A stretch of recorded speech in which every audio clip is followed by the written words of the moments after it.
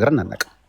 አየ ኦርቶዶክሶች ቤታችሁን ከፍታችሁ ለምንድን ነው ስለ ወንጌል አማኞች የማታወሩት? እከሌ እከሊት የሚባል የነሱ ሐሰተኛ እንትን የሚባል መጽሐፍ የጻፈ ምናምን ብላችሁ የማታወሩት ለምንድን ነው? ስለኛ ዳኒ አንድ የሚታረግልኝ አንድ ደቂቃ ብቻ በጣም ይረብሸኛል። ያው እኔ ማይክ አይቀጫለሁ ሁሉ ጊዜ እስካሁንም በጣም ተቸግረን ያወራሁት። ወይ ሰላም ወረደ እኔ ጋር ብቻ ነው ሌሎቻችሁ አላውቅም። ቤታችሁን ከፍታችሁ አይታችሁ እንደሆነ ሐሰተኛ ከሌ የሚባለው የነሱ አገልጋይ እንትን የሚባለው ብላችሁ አንድ ቀንም ብላችሁ አታውቁም። ለምን ነው? እኛ ሰፈር የሐሰትን ነገር የሚያደርጉ ሰዎች ስለሌሉ አሉ በወንጌል በይደር ያቆየንላችሁ ሌባ የለም፣ ያልተቃወምነው ሌባ የለም፣ ያልተቃወምነው ዘይት ሻጭ፣ ባለ ገስታውስ፣ ባለ ሐሰተኛ ነቢይ፣ ባለ ሱቅ ከፋች ምናምን ስለሌለ ስለማታወሩ ቤት ከፍታችሁ አያ እናንተም ያስተረፋችሁልን አባ ግርማ እህተ ማርያም ስለሌለ ምን ብለን ስለ አባ ግርማና እህተ ማርያም እናውራ? ጨረሳችሁብን እኮ ልናወራ ስንል ጭርስ አረጋችሁብን። ሌሎቹንም እንደዚህ ጨርሱብን። እኛ እንደምንጨርስባችሁ የምታወሩት እንደምናሳጣችሁ ልታወሩ ብትከፍቱ ምን አሁን ከምናወራው በላይ የራሳቸው እዛው ያሰስራቸውን ጨፍጭፈውታል። ኤክስፖዝ አድርገዋቸዋል። እንደ እግዚአብሔር ቃል መክተዋል። እንደ እግዚአብሔር ቃል ለህዝባቸው አስተምረዋል። ተጠበቁ ከነዚህ ሰዎች ብለው ስማቸውን ጠርተው ቤተክርስቲያናቸውን ጠቅሰው አስጠንቅቀዋል። ምን አስተረፉልን ለኛ ለኦርቶዶክሶች?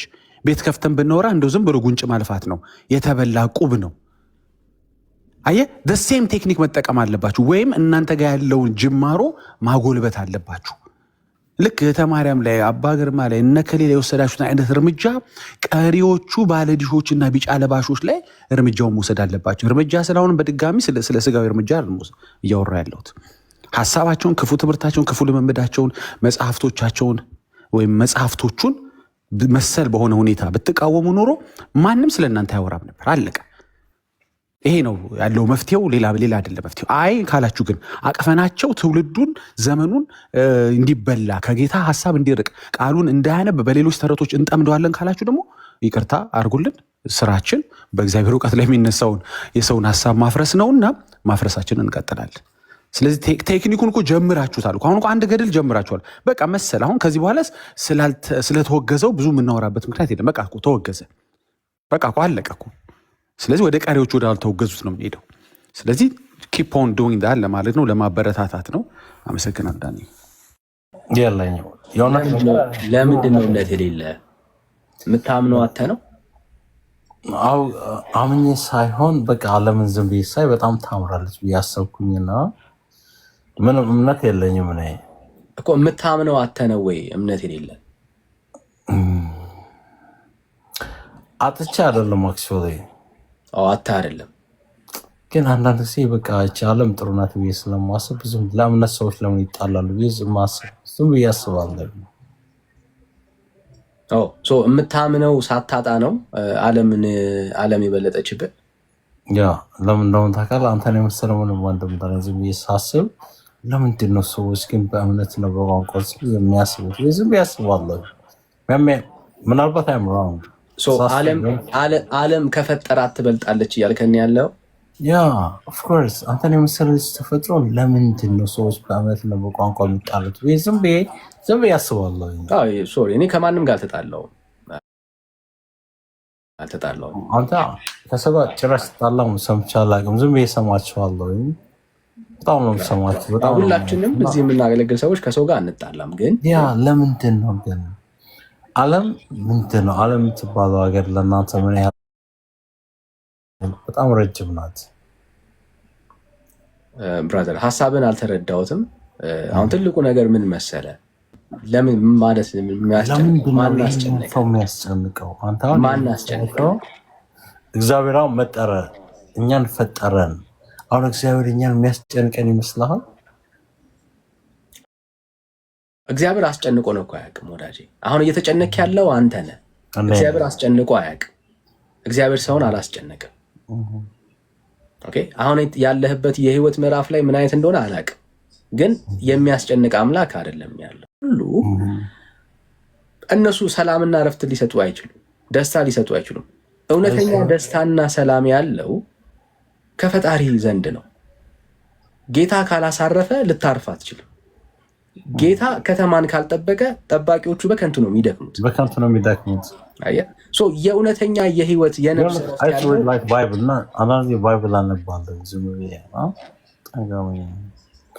ለምንድን ነው አሁን ለምሳሌ ፈጣሪ ሰዎችን ኮስችን አደርጋለሁ የሆነ ነገር ጠይቃለሁ የእውነቴን ነው ነገር ለምን እንደምጠይቅ ልንገርህ ለምንድን ነው እግዚአብሔር ሰዎችን ለምን የሚጠይቀው በጣም ጥሩ ንጉስ ነው ከሰዎች በላይ በጣም አዋቂ ነው ለምንድን ነው ሰዎችን ብዙ ነገር ከኛ የሚጠብቀው እንደፈጠረ እንዳሳደገ ለምን ነው የሚያኖረን ብዬ አስባለሁ ጥሩ ነው እኮ ማሰብ መጠየቅ መመራመር ጥሩ ነው ግን ዝም ብዬ ሳስብ ለምንድን ነው በገላትያ የተወለደ በንጉሶች የተወለደ ሰው አንድ ኢትዮጵያ የተወለደ አንድ ምስኪን ሰው ለምንድን ነው የምትሞተው ብሎ የሚያሳዝነኝ እኔ አላውቅም አየህ ጥሩ ነው እኮ አሁን እኔ ስለማሰብ በፊት ኢትዮጵያ የተወለደ አንድ ምስኪን ልጅ አቆ ካንተ ጀምር አሁን ካንተ ጀምር ስለራስህ ያደገ ልጅ ለምንድን ነው እግዚአብሔር መጥቶ የሚያጠፋው ብዬ እና ልጅ ሳስብ ያስባለሁ እግዚአብሔር አላጠፋም ወዳጄ አሁንም እያሰብክ ያለው አጠፋ እያልክ ያለው አንተ ነህ ይሄን ጥፋት ይገባኛል ግን በኢትዮጵያ ውስጥ የተወለደ አንድ ምስኪን ልጅ ምን አደረኩኝ እኔ ኢትዮጵያ ውስጥ የተወለደ አንድ ምስኪን ልጅ ለምንድን ነው ሄቨን ይገባል ብሎ የሚጨነቀው በጣም ይገርመኛልና ኢየሱስ የሚባል አምላክ ለምንድን ነው እኛ ምን አደረግን ለምንድን ነው እንደዚህ የሚጨነቀው ሰላም ነው አይደል ግን ወንድምነት እሺ አይ አንተ ነው የምትከተለው ወንድማችን ጥሩ ጥያቄ ነው የምጠይቀው ግን የእውነት እኔ እንትና ተመስገን እውነቱን ብጠይቀው ደስ ይላል ለምንድን ነው እንደዚህ አምላክ የሚያስጨንቀን ኦኬ አንዴ ቆይ ብራዘር የምታነሳው ጥሩ ጥያቄ ነው ተናገር እውነቱን ያውቀዋለሁ ኤርሚያስን በጣም ጥሩ ሰው ለዚህ ጥሩ ሰው ያወሩታል ግን ኤርሚያስ ጥሩ ሰው ነው እኔ ጥሩ ሰው መሆኑን ያወቅሁት መቼ እንደሆነ ታውቃለህ በጣም ይቆጣል ይናገራል ግን ስናይስ ጋይ ኤርሚያስ በጣም ጥሩ ሰው ነው ቴንክ ዩ እሺ ያው ጥሩ ጥያቄ ነው የጠየቅከው በጣም ይገርመኛል እንደዚህ የሚጨነቁት አንዴ እኔ ስማኝ ወንድሜ ቴንክ ዩ ጥሩ ጥያቄ ነው እየጠየቅ ያለው ለጠየቀው ጥያቄ ግን ጥሩ መልስ እንድታገኝ ዳንዬን ስማው ጥሩ ጥያቄ ነው የጠየቀው ወሳኝ ሊጠየቅ በጣም ኤርሚ በጣም ነው የማከብረው በጣም ዝም ብዬ ቴንክ ዩ በቃ ዳንዬን ስማው ቴንክ ዩ ለጠየቀው ጥያቄ መልስ ይመልስልህ ቴንክ ዩ ወንድም ነቀጥል እሺ ወንድም እኔ አሁን ወዳጄ የሚታየኝ አንተ ከራስህ ጀምር ከራስህ ጀምር አሁን ነፍስህ መጀመሪያ ማረፍ መቻል አለባት ኦኬ እይታ የጀመረው አንተ ከዓለም ነው ኦራይት ስለሌላው ነገር የምታስበው አሁን መጀመሪያ ያንተ ነፍስ ማረፍ መቻል አለባት ምን ማለት ነው ሰው ሁሉ ኃጢአት ሰርቷል የእግዚአብሔርም ክብር ጎሎታል ኃጢአተኛ ነን በደለኛ ነን ሁላችንም ማለት ነው አረኛ አይደለም እኔ ግን ማስበው እንደውም ታጋር የእውነት እኔ እንዳትናገር አሁንም እየሰማህ ምንድነው ያደረግነው ምን አጠፋን የጸፋው ህይወት ዞር ብለህ ራስህን ማየት ነው አንተ የምትስለው ሰው ምንድነው ያጠፋነው ሰው ከዋሸ ኃጢአት ነው ሰው መዋሸት ኃጢአት ነው የሰው ተመኝተህ ታውቃለህ እኔ ተመኝቼ አላውቅም አንተ ካልክ አሁን አላልኩም ብትልም ያው ልብህ ያውቀዋል ለእኛ አይደለም ሴትን አይቶ በልቡ በአይኑ አይቶ ሁሉ አመንዝሯል እውነት ነው ራሴን ንጹህ ነኝ ብትል ራስን ነው የምታስተው እግዚአብሔር ሁሉን ስለሚመረምር ማለት ነው እኛ ልትሸውደን ትችል ይሆናል ግን በእግዚአብሔር ፊት ግን ሁላችንም ስንቀርብ በራሳችን ህይወት ሁላችንም እናፍራለን ሰውን ልናታልል ልንሸውድ ንጹህ መስለን ልንታይ እንችል ይሆናል ለብዙ ሰዎች በእግዚአብሔር ፊት ግን ቀርቦ ሰው ንጹህና ጻድቅ ነኝ ብሎ እግዚአብሔርን በጽድቅ የሚሞግት ከሰዎች መካከል ማንም የለም ለዚህ ነው መጽሐፍ ቅዱስ ሲናገር ቆይ ይጠቅማል አንዴ ሰማይ መጽሐፍ ቅዱስ ሲናገር ሁሉ ኃጢአትን ሰርቷል የእግዚአብሔርን ክብር ጎሎታል የእግዚአብሔር ክብር ያልጎደለው ኃጢአት ያልሰራ አምላክን ያልበደለ ሰው ማንም የለም የበደላችን መጠንና የበደላችን አይነት ሊለያይ ይችላል ይሆናል እንጂ ሁላችን በእግዚአብሔር ፊት ብንቀርብ በእግዚአብሔር ዘንድ የምንጠየቅባቸው በጣም አያሌ ነገሮች አሉ። ኃጢአተኛና በደለኛ ሰው ደግሞ እግዚአብሔር ባዘጋጀው ስፍራ ላይ ከእግዚአብሔር ጋር መኖር አይችልም። መኖር የማይችለው እግዚአብሔር ንጹህ ስለሆነ ነው በባህሪው። ግን የሆነ ጥያቄ ልጠይቅሽ ትለኛለህ። ቆያ ተመለሰልህ የቀደሙ ጥያቄ? ሌላ ጥያቄ ልጠይቅሽ ትለኛለህ። የቀደሙ ጥያቄ ተመለሰልህ። በጣም ተመልሰልኛል። በጣም ነው የማከብራችሁ። ሶ ናይስ። የእውነት በጣም ከማስበው በላይ ነው የምትነግረኝ እና ግን ጥያቄ አለኝ እኮ ተመለሰልህ ወይ? ቅድም እኮ አልጨረስኩም። አሁን ያልኩትን ነገር ሳልጨርስ ነው የገባ።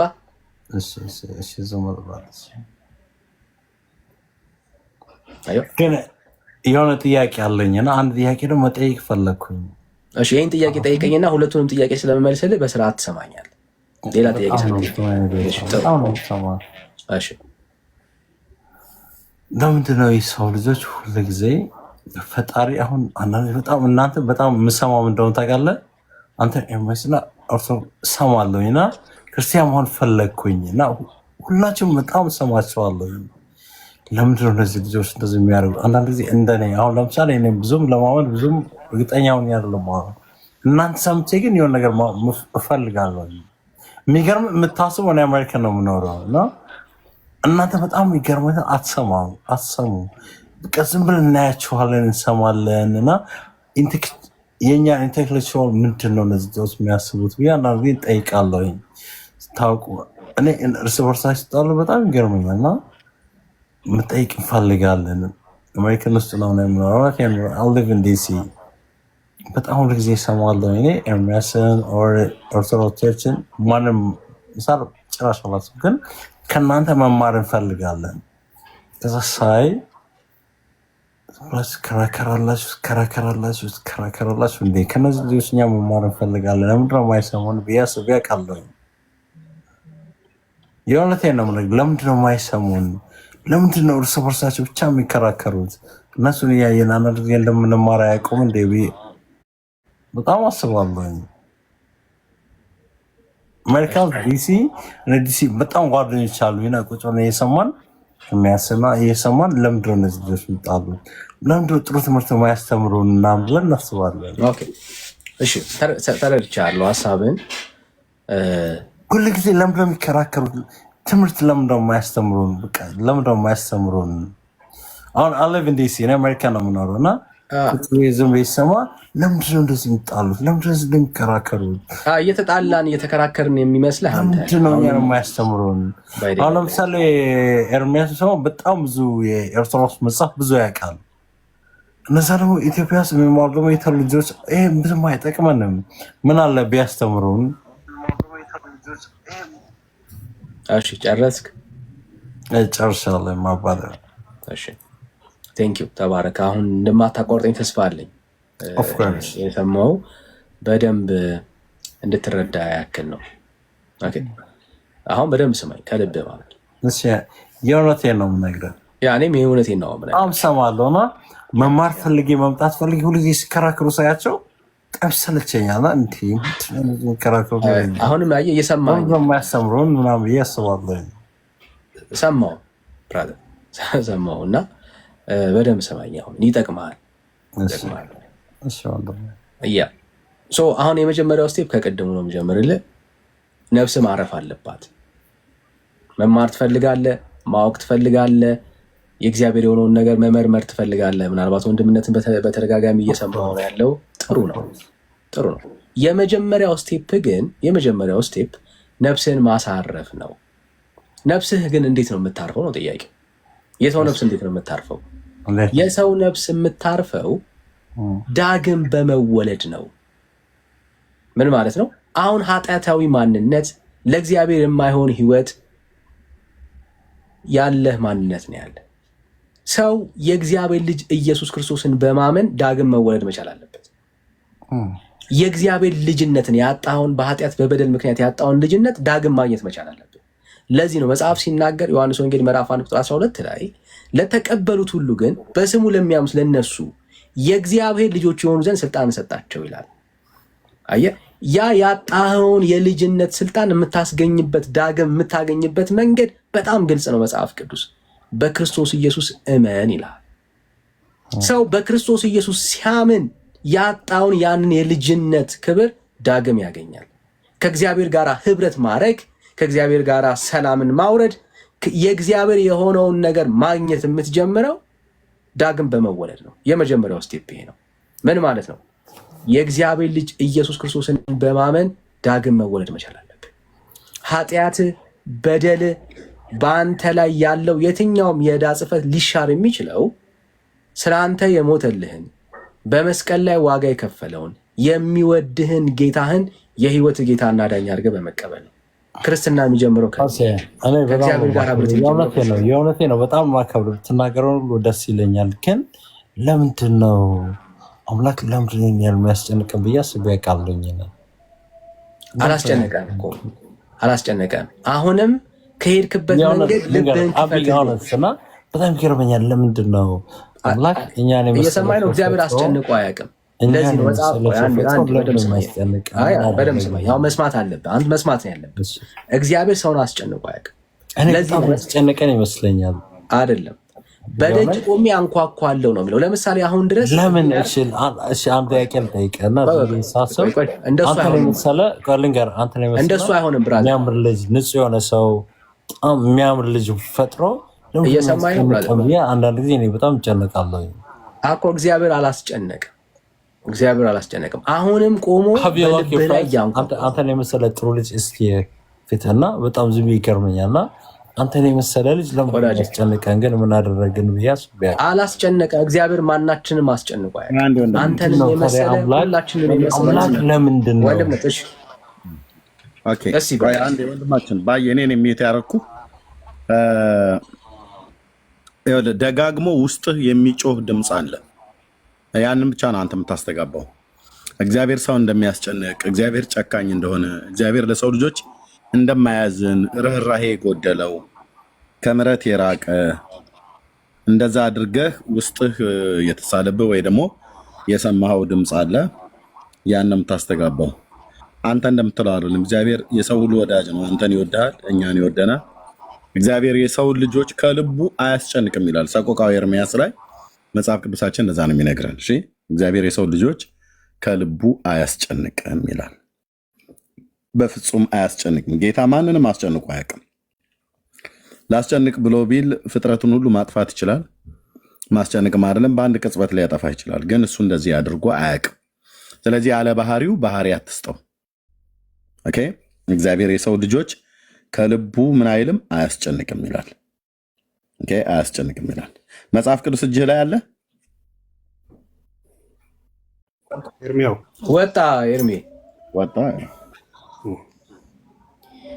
እንትኑን ፕሮፌሽኑን ብናውቅ ደስ ይላይ ነበረ። ምክንያቱም ለምሳሌ አንድ ሰው ፖሊስ ከሆነ ፖሊስ ለመሆን አለመሆን ይችላል እኮ አይደል? ፖሊስ አለመሆን ይችላል። ፖሊስ ለመሆን ግን የፖሊስ ስልጠና ወስዶ ፖሊስ ጣቢያ ውስጥ ገብቶ ራሱ ለመስራት ያ ፈቃዱ ያስፈልገዋል። እና አሁን ዝም ብሎ አይ ፖሊስ ለመሆን እንዴት ታስጨንቁናላችሁ ምናምን ብሎ ፖሊስ ጣቢያ መክሰስ አይችልም። ምክንያቱም በቃ ፖሊስ ጣቢያው እኮ ኦልሬዲ እንትን አዘጋጅቷል፣ ፕሮሲጀር አዘጋጅቷል የምትገባበት። ሂዘ ዴንቲስት በጣም አሪፍ ነበር። እንደውም ቢገባ ደስ ይለኛል። ካለ ተመልሰና ማነው ስሙ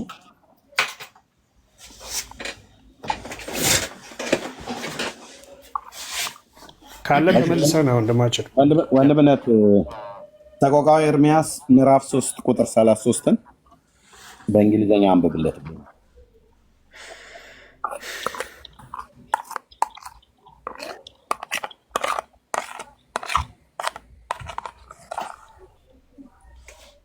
ማጋ ነው እኔ ጋ ነው። ኦኬ ሰቆቃወ ኤርምያስ ምዕራፍ 3 ቁጥር 33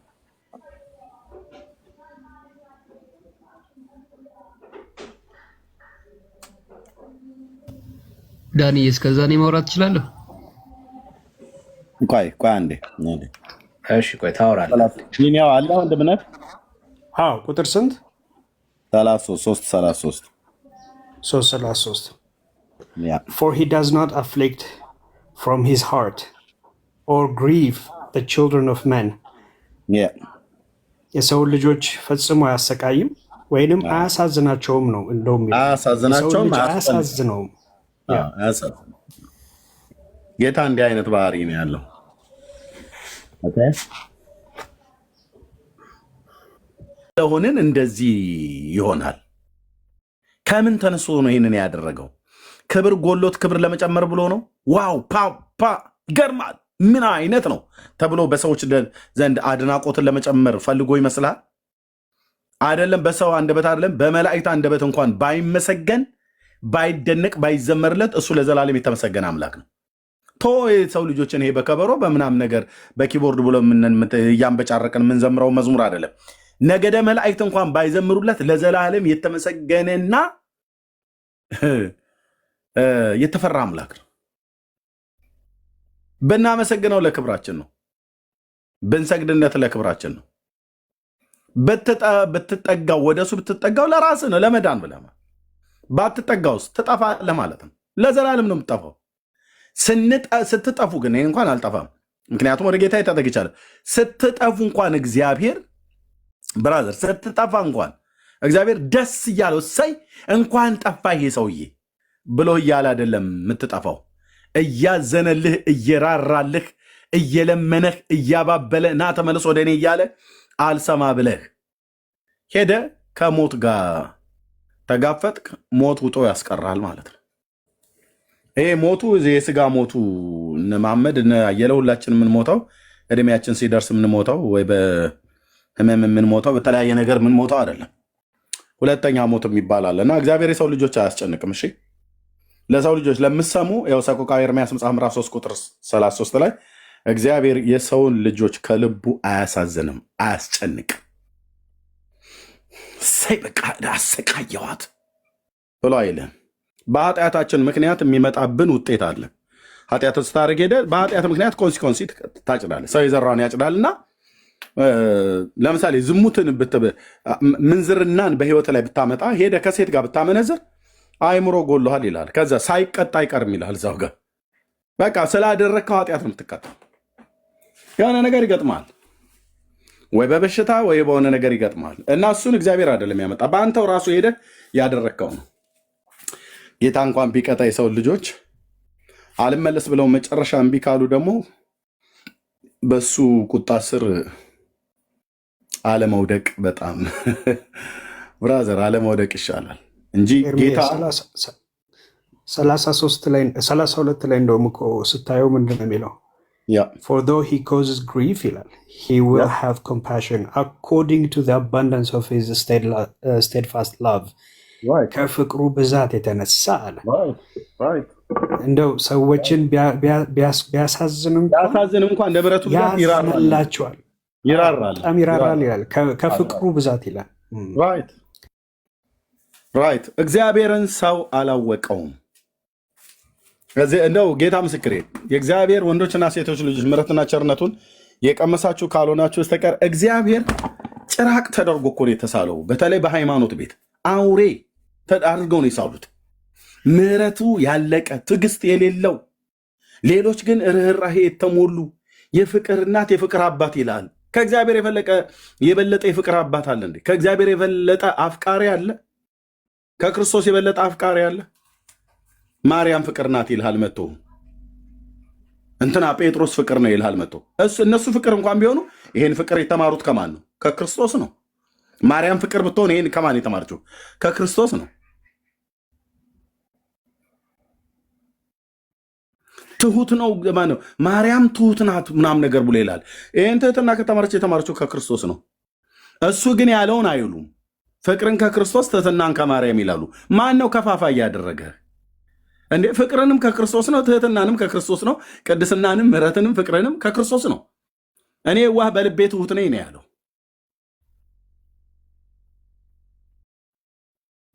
እኔ ዋህ በልቤ ትሁት ነኝ አለ። ሃይማኖተኞች ምን አሉ? ፍቅርን ከክርስቶስ ትህትናን ከማርያም። ማን ነው አካፋ? የትህትና ምንጭ ማርያም ነች ብሎ ያለ ማን ነው? እሱ ትሁት አይደለም እንዴ? እኔ ዋህ በልቤ ትሁት ነኝ አላለም እንዴ? ማቴዎስ 11 ቁጥር 28 እና 29 እንደ ጌታ ያለ ፍቅር፣ እንደ ጌታ ያለ መሐሪ፣ እንደ ጌታ ያለ የዋህ፣ እንደ ጌታ ያለ ትሁት፣ እንደ ጌታ ያለ ለሰው የሚያዝን በላይ በሰማይ በታች በምድር በመላእክት ዓለም ፈልግ አንድም የምታገኙት የለም። ወደዚህ ጌታ ተጠጉ ያበራላችኋል። ወደዚህ ጌታ ኑ ትድናላችሁ ከዘላለም ጥፋት። እንደሱ ያለ እኮ አልኩ። እንደርሱ ያለ የትኛውንም ነገር ጥራ፣ እንደርሱ ያለ ማንም የለም። የቱንም ጥራ አልኩ። ቅዱስ ብለህ ብትል እንደሱ ያለ፣ ጻድቅ የለም ብለህ ብትል እንደሱ ያለ፣ እውነተኛ እንደሱ ያለ፣ በጽድቅ የሚፈርድ እንደሱ ያለ፣ ምሕረትን የተሞላ እንደሱ ያለ፣ ትዕግስተኛ እንደሱ ያለ፣ የዋህ እንደሱ ያለ፣ የሰው ልጆች ወዳጅ እንደሱ ያለ ማን አለ? ብራዘር ማን አለ? ሌሎች እንትና ብለህ ብትል ተካፍለው ነው። እሱንም እንደው እግዚአብሔር ያበዛላቸው ጸጋ ማለት ነው። ማርያም ትሁት ናት ብለህ ብትል ማርያም ተካፍላ ነው የእግዚአብሔርን ባህሪያት። እግዚአብሔር ለሰው ልጆች ያካፈለው ባህሪ አለ። ጌታ ግን ፍቅር ነው። እግዚአብሔር ግን ሩህሩህ ነው። ቁጣው ለጥቂት ጊዜ ነው፣ ምሕረቱ ግን ለሕይወት ዘመን ነው ያለው። ሃሌሉያ! በምሕረትህና በክንፎች ውስጥ መጠለል። ቁጣው እንኳን ቢቆጣህ እንኳን ለጥቂት ጊዜ ነው ብራዘር። ይራራልሃል፣ ይራራል። ቸር ነውና ምሕረቱ ለዘላለም ነውና እግዚአብሔርን አመስግኑት ነበር ተብሎ የተዘመረው መዝሙር በብሉይ ኪዳን ላይ። ቸር ነውና ምሕረቱ ለዘላለም ነውና ለፈጠረው ፍጥረት እንኳን ይራራል ብራዘር፣ እንኳን ለሰው ልጆች አይደለም።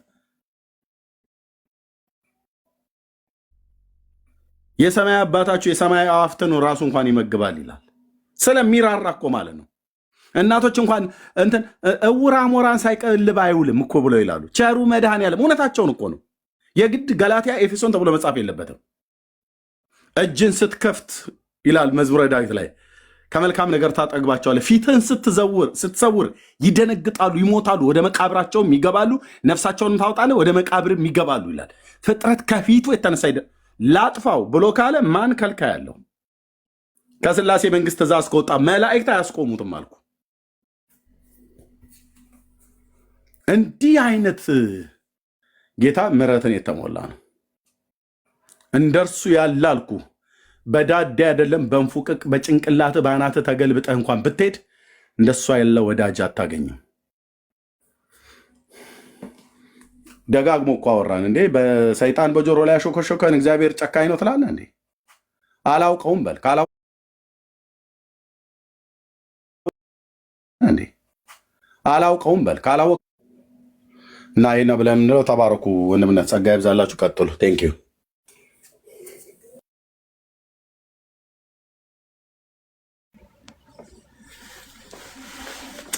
እሺ ወንድምነት ጸጋ ይብዛልህ። ወደዚህ ጌታ ኑ እንላለን። ወደ ኢየሱስ ነው፣ ወደ ኢየሱስ ነው። እሺ ሃኔል ሰላም፣ እንዴት ናችሁ? ዳኒ እግዚአብሔር ይመስገን አለን አለን። ከየት ቤተ እምነት? ኦርቶዶክስ ነኝ። እሺ ምን እንርዳ? ግን ዳኒ ይቅርታ፣ ከዛ በፊት ትንሽ የምለው ነገር አለ።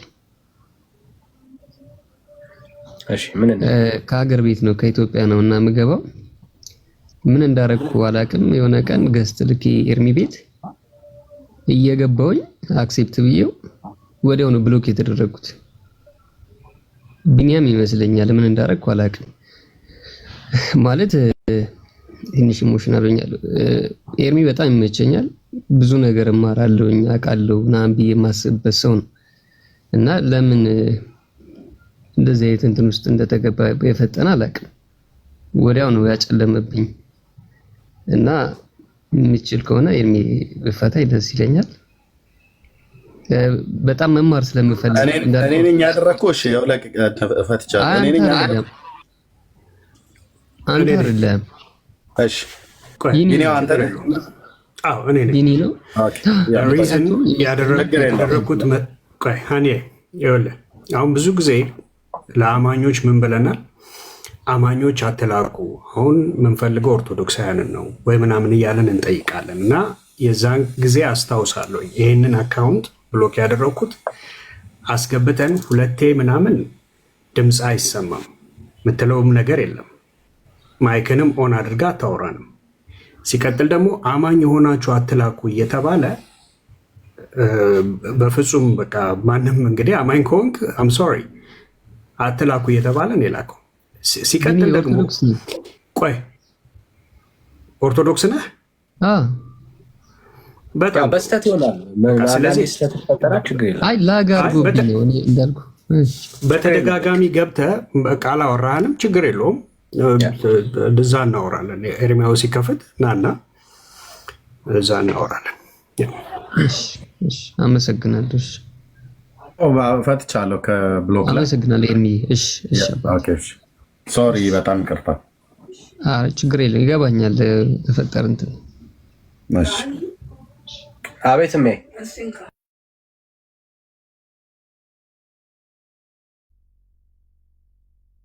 በር አድርጉ ቤቱ።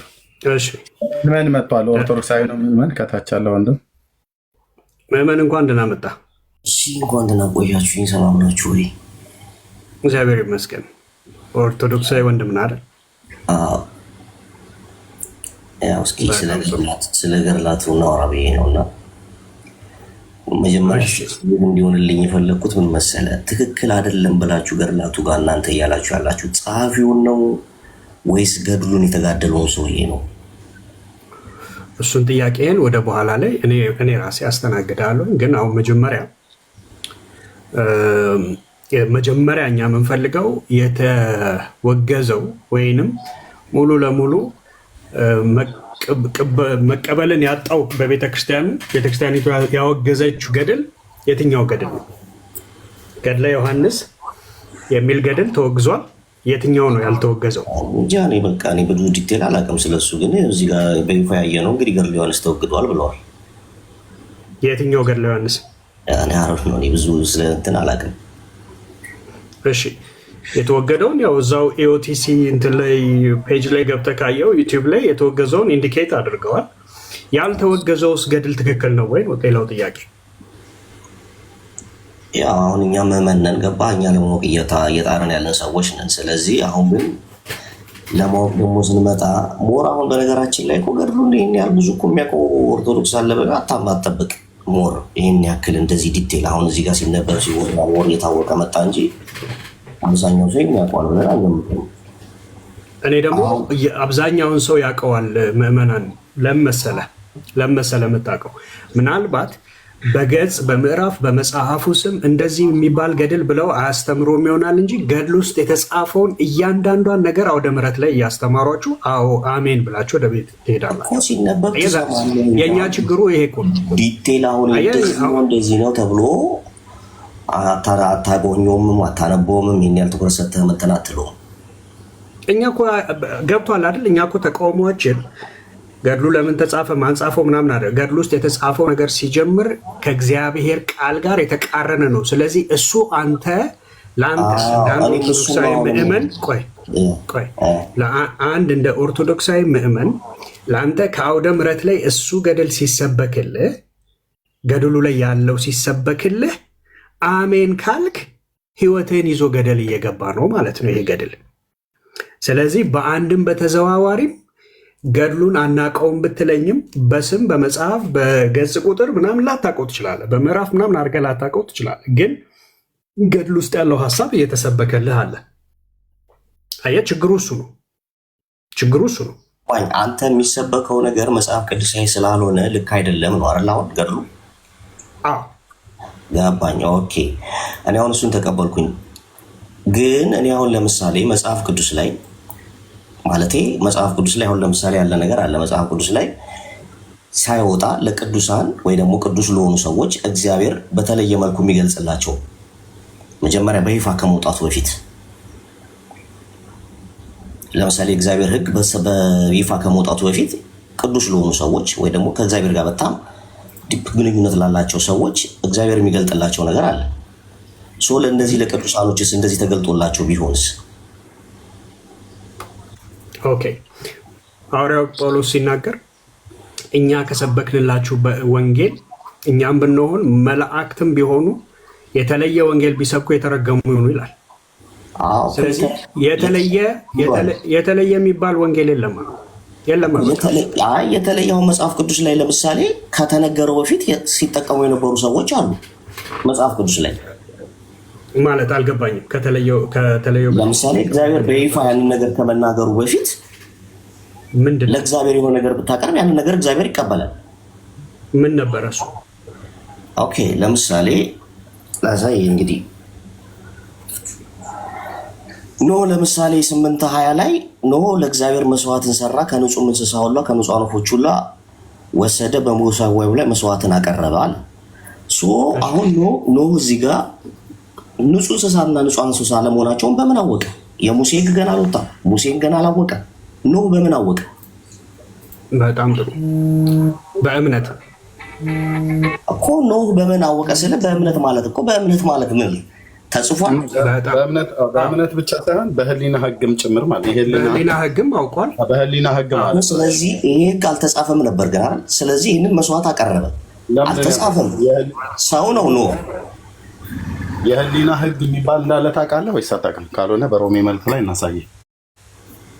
የህሊና ሕግ ማለት የህገ ኦሪት ሳይጻፍ በፊት የህሊና ሕግ የሚባል ተሰጥቶ ነበር። ኦኬ ሰዎች አሁን ክፉና ደጉን የሚያውቁበት ሕግ አለ የለም?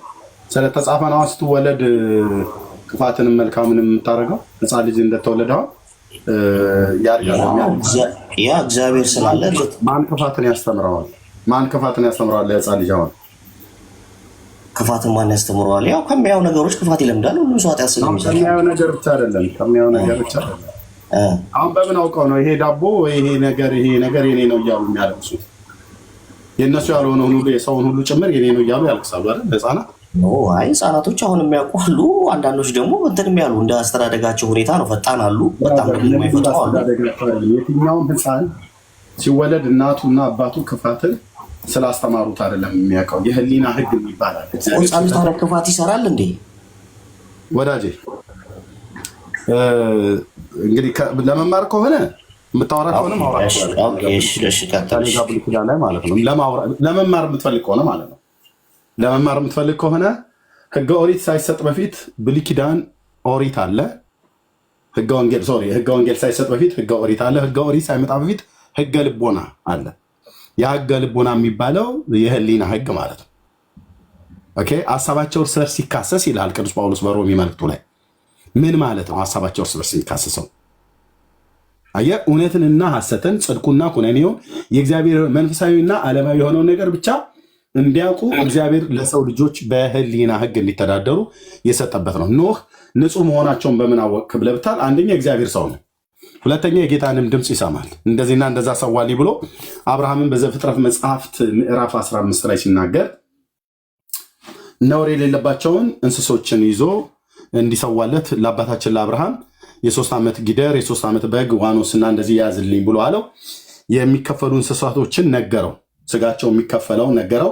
የማይከፈሉትን ደግሞ በራሪ ወፋት የአዋፍት ዝርያ የሆኑትን ለእግዚአብሔር ያቀረበውን ዘፍጥረት 15 ላይ ማለት ነው።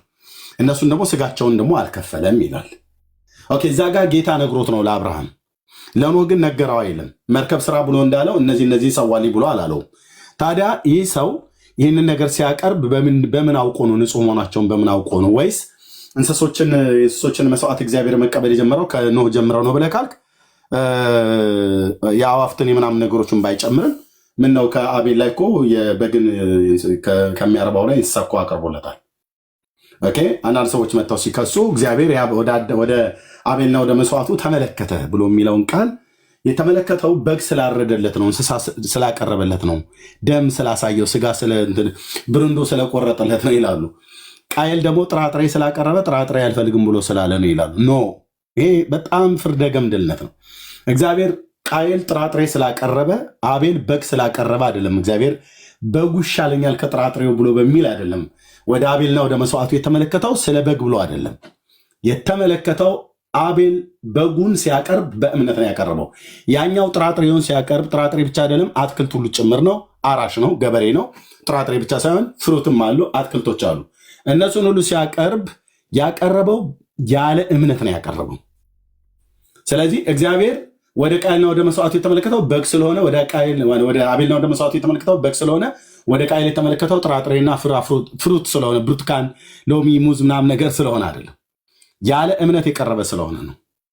ስለዚህ እግዚአብሔር ከድሮም ጀምሮ ይቀበላል። የእህል ቁርባን መስዋዕትን ሲቀበል ነበር። ብሉይ ኪዳን ላይ የእህል ቁርባን መስዋዕትን ይቀበል ነበር፣ ዘሌዋውያን ላይ ማለት ነው። እንስሶችን ብቻ ሳይሆን የእህልን ቁርባን ይቀርብ ነበር። እና እግዚአብሔር በምን አወቀ ብለህ ካልክ ነው፣ አንደኛ እግዚአብሔር ሰው ነው፣ ጻድቅ ሰው ነው፣ ራይቸስ ማን። ሁለተኛ ያወቀው በህሊና ህግ ማለት ነው። በህሊና ህግ ማለት ነው። ይልቀጥልን አሁን አቤልና ቃየል እንደው ዝም ብሎ በእንትን እንኳን ብንወስደው ኦልሬዲ ካላቸው ነገር ላይ ለእግዚአብሔር መስዋዕት አቀረቡ። ኦኬ ይህንን እሺ እንቀበሏለን። እንደው ካላቸው ነገር ነው። አቤል የሚያወረኛ ስለነበረ ካለው በግ ላይ ያቀረበ፣ ያኛው ደግሞ አራሽ ስለነበረ ካለው ነገር ላይ ያቀረበው መስዋዕትነት። የኖህ እኮ የሚያስገርመው ነገርና የተለየ የሚያደርገው እኮ መለየቱ ነው። ንጹህና ቆሻሻ መሆናቸውን መስዋዕት ማቅረቡ አይደለም። አንደኛው ነገር ንጹህና ቆሻሻ መሆናቸው ለይቷል። ይሄ ከሙሴ ህግ በፊት ያደረገው ነገር ነው። ይሄ አሁን ለምሳሌ ከሙሴ ህግ በፊት ባይወጣ ኖሮ ይሄን መጽሐፍ ልክ አሁን እንዳለው ቢጻፍ ኖሮ እንደ ከየት አመጣኸው ነው ሊባል ይችላል። እግዚአብሔር ግን ከሱ ጋር ጻድቅ ስለሆነ ለሱ ግን የተለየ መገለጽ ስለሰጠው ይሄንን እግዚአብሔር አምኖ ተቀብሎታል መስዋዕቱ። ጻድቅ ስለሆነ ጥያቄህን ግልጽ አድርገው ምእመናን። አሁን ቅድም ጥያቄህን በደንብ ግልጽ እንድታደርገው ልርዳ። ቅድም ከየት ተነስተን ነው ወደዚህ ሄድከው ሲባል ወንጌል ሐዋርያው ቅዱስ ጳውሎስ ምን አለ? እኛ ከሰበክንላችሁ ወንጌል እኛም ብንሆን መላእክትም ቢሆኑ የተለየ ወንጌል ቢሰብኩላችሁ የተረገሙ ይሁኑ የሚለውን ሳነሳለህ፣ አሁን የተለየ ወንጌል እኮ አስቀድሞ የነበሩትም ብለህ ነው አሁን የሄድከው ማለት ነው። አሁን ስለ ወንጌሉ ግልጽ እንድታደርገው ነው። ችግር የለውም። ጥያቄን አንተ ግልጽ እንድታደርገው ነው። የተለየ ወንጌል ሰበኩ ብለህ ነው እያወራህን ያለው ወይንስ እንዴት በቀድሞ ስርዓት ህግ ሳይመጣ እንዴት ንጹህን ከክፉ ለይተዋወቁ የሚለውን ነው ማወቅ የፈለገው? ትክክለኛ ጥያቄ አንድ እሱ ነው። ከዛ ይቀጥላል። አንተ ሁለተኛ ልብ በል። ራሱ እግዚአብሔር እኔ ያላዘዝኩን መስዋዕት ለምንድን ነው ያቀረብከው? እኔ አልቀበልህም፣ አላዘዝኩም፣ እንደ አብርሃም አልነገርኩም፣ እንደ ባሪያዬ እንደ ሙሴም አልነገርኩም ብሎ ባላለበት ጻድቁን ሰው ኖህን መስዋዕቱን አሻተተ ይላል፣ ተቀበለ ይላል። ለምን ብሌም ታደርገዋለህ? ሽማግሌው ለምን ብሌም ታደርገዋለህ? ጻድቁን ካልሆነ እግዚአብሔር ልብ በልና ስማኝ። እግዚአብሔር ኖህን እኔ አላዘዝኩህም ያላዘዝኩን መስዋዕት አቅርበሃል ብሎ ባላለበትና ባልከሰሰበት አንተ ከስንት ሺህ ዓመት በኋላ መጥተህ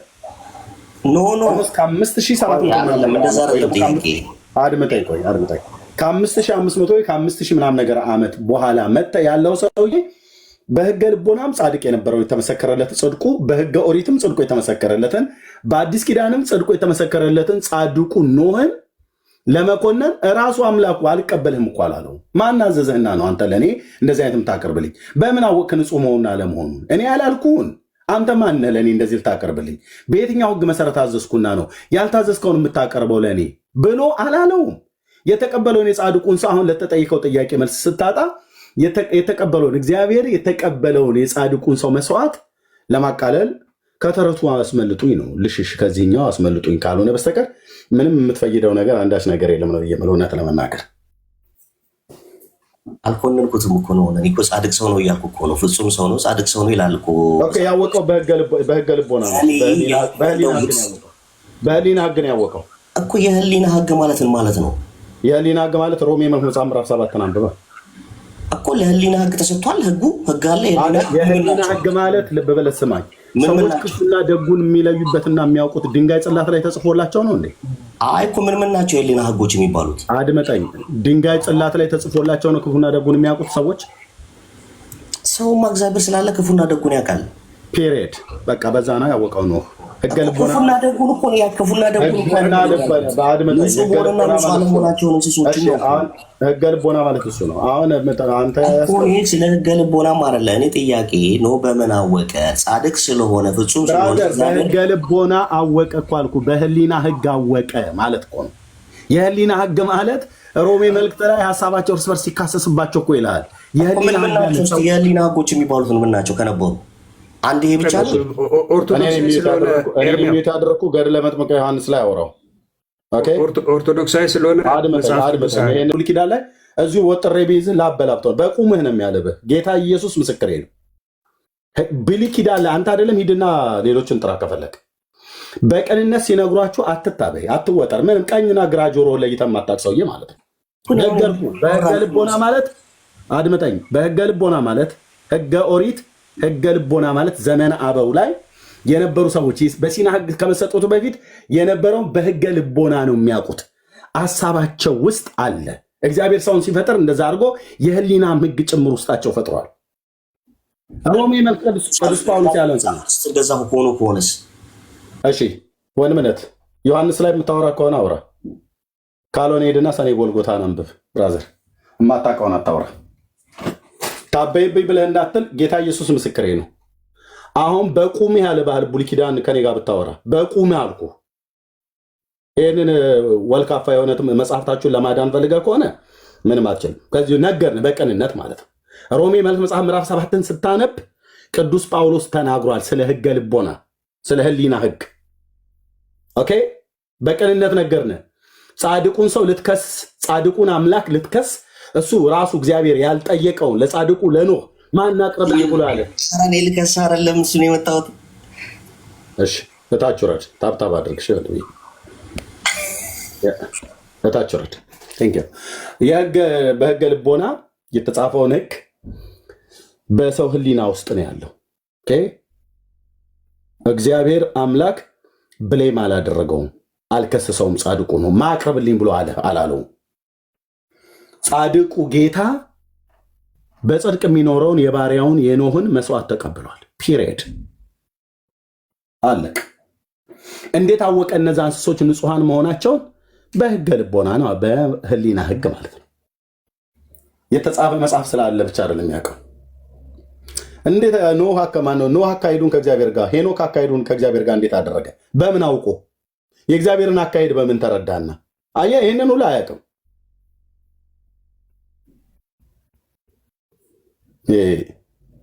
ሳሊ ለነ ቅድስ በር እንጂ ጠዋት ፀሐይ ላይ ቆመህ ምኑን ታውቀዋለህ? ብሉይ ኪዳን። ቴንክ ዩ ወንድም ነቀጥሉ። ሶሪ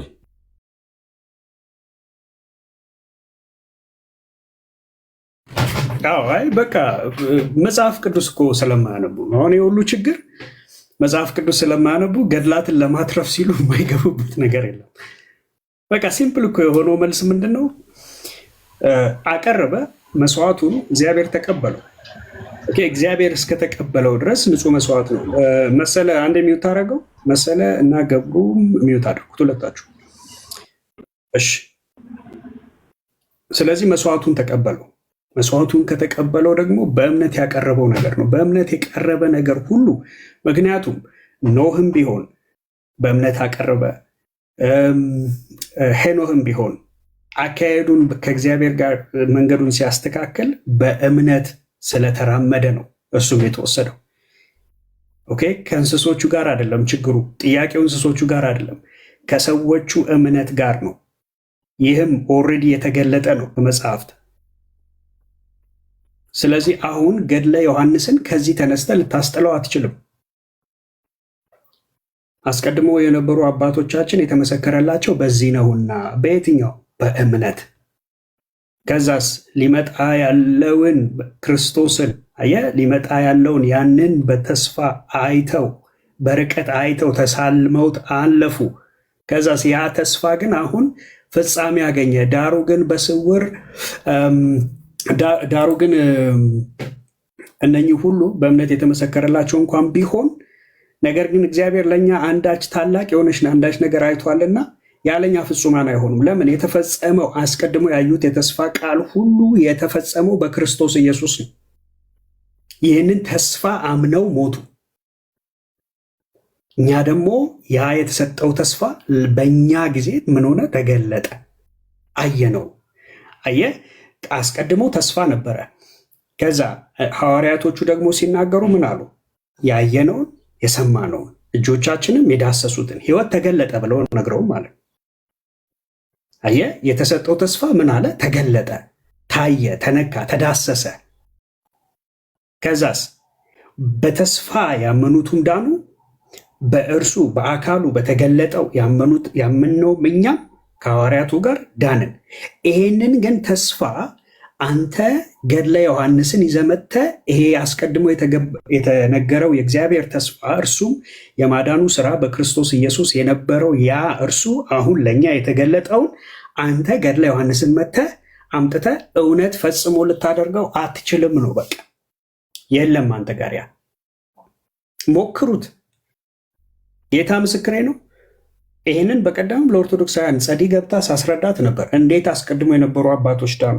ያው በአስቀድሞ በተሰጠው ተስፋ። ስለዚህ ሌላ የተሰጠ ተስፋ ቃልም ሲጀምር የለም የምንለው ለዚህ ነው። መጽሐፍት ሁሉ ስለ እኔ ይናገራሉ ብሎ ኢየሱስ ሲናገር የተናገረው ለዚህ ነው። መዝሙራት ስለሱ ይናገራሉ። ሚኒሻ እንግዳ ገብቷልና እንግዳ ተቀበልና። ኦኬ መሰለ እንኳን ደህና አወራል።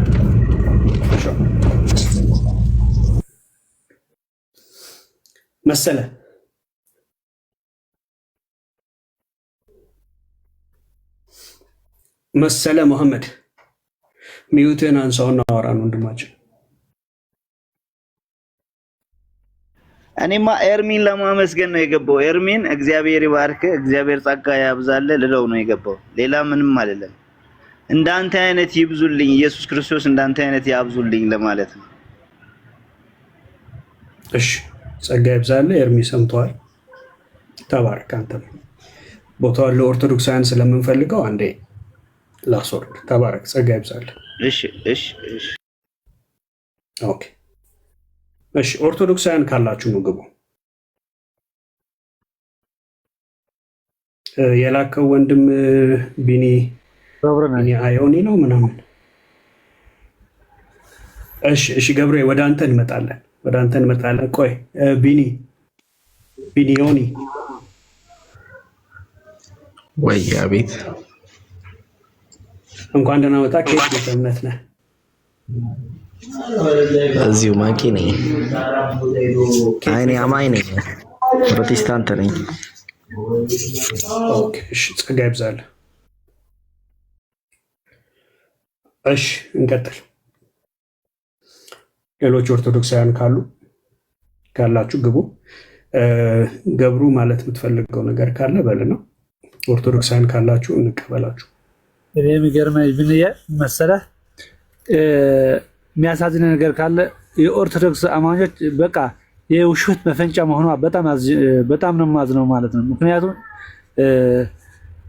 የዮሐንስ ገድል ዮሐንስ ለእግዚአብሔር ነው የኖረው ወይስ ለራሱ የኖረ ብለው የሚያስተነትን ኦርቶዶክስ ነኝ ብሎ የሚፈነጭ በጣም ነው የሚገርመኝ፣ በጣም ነው የሚያሳዝነው።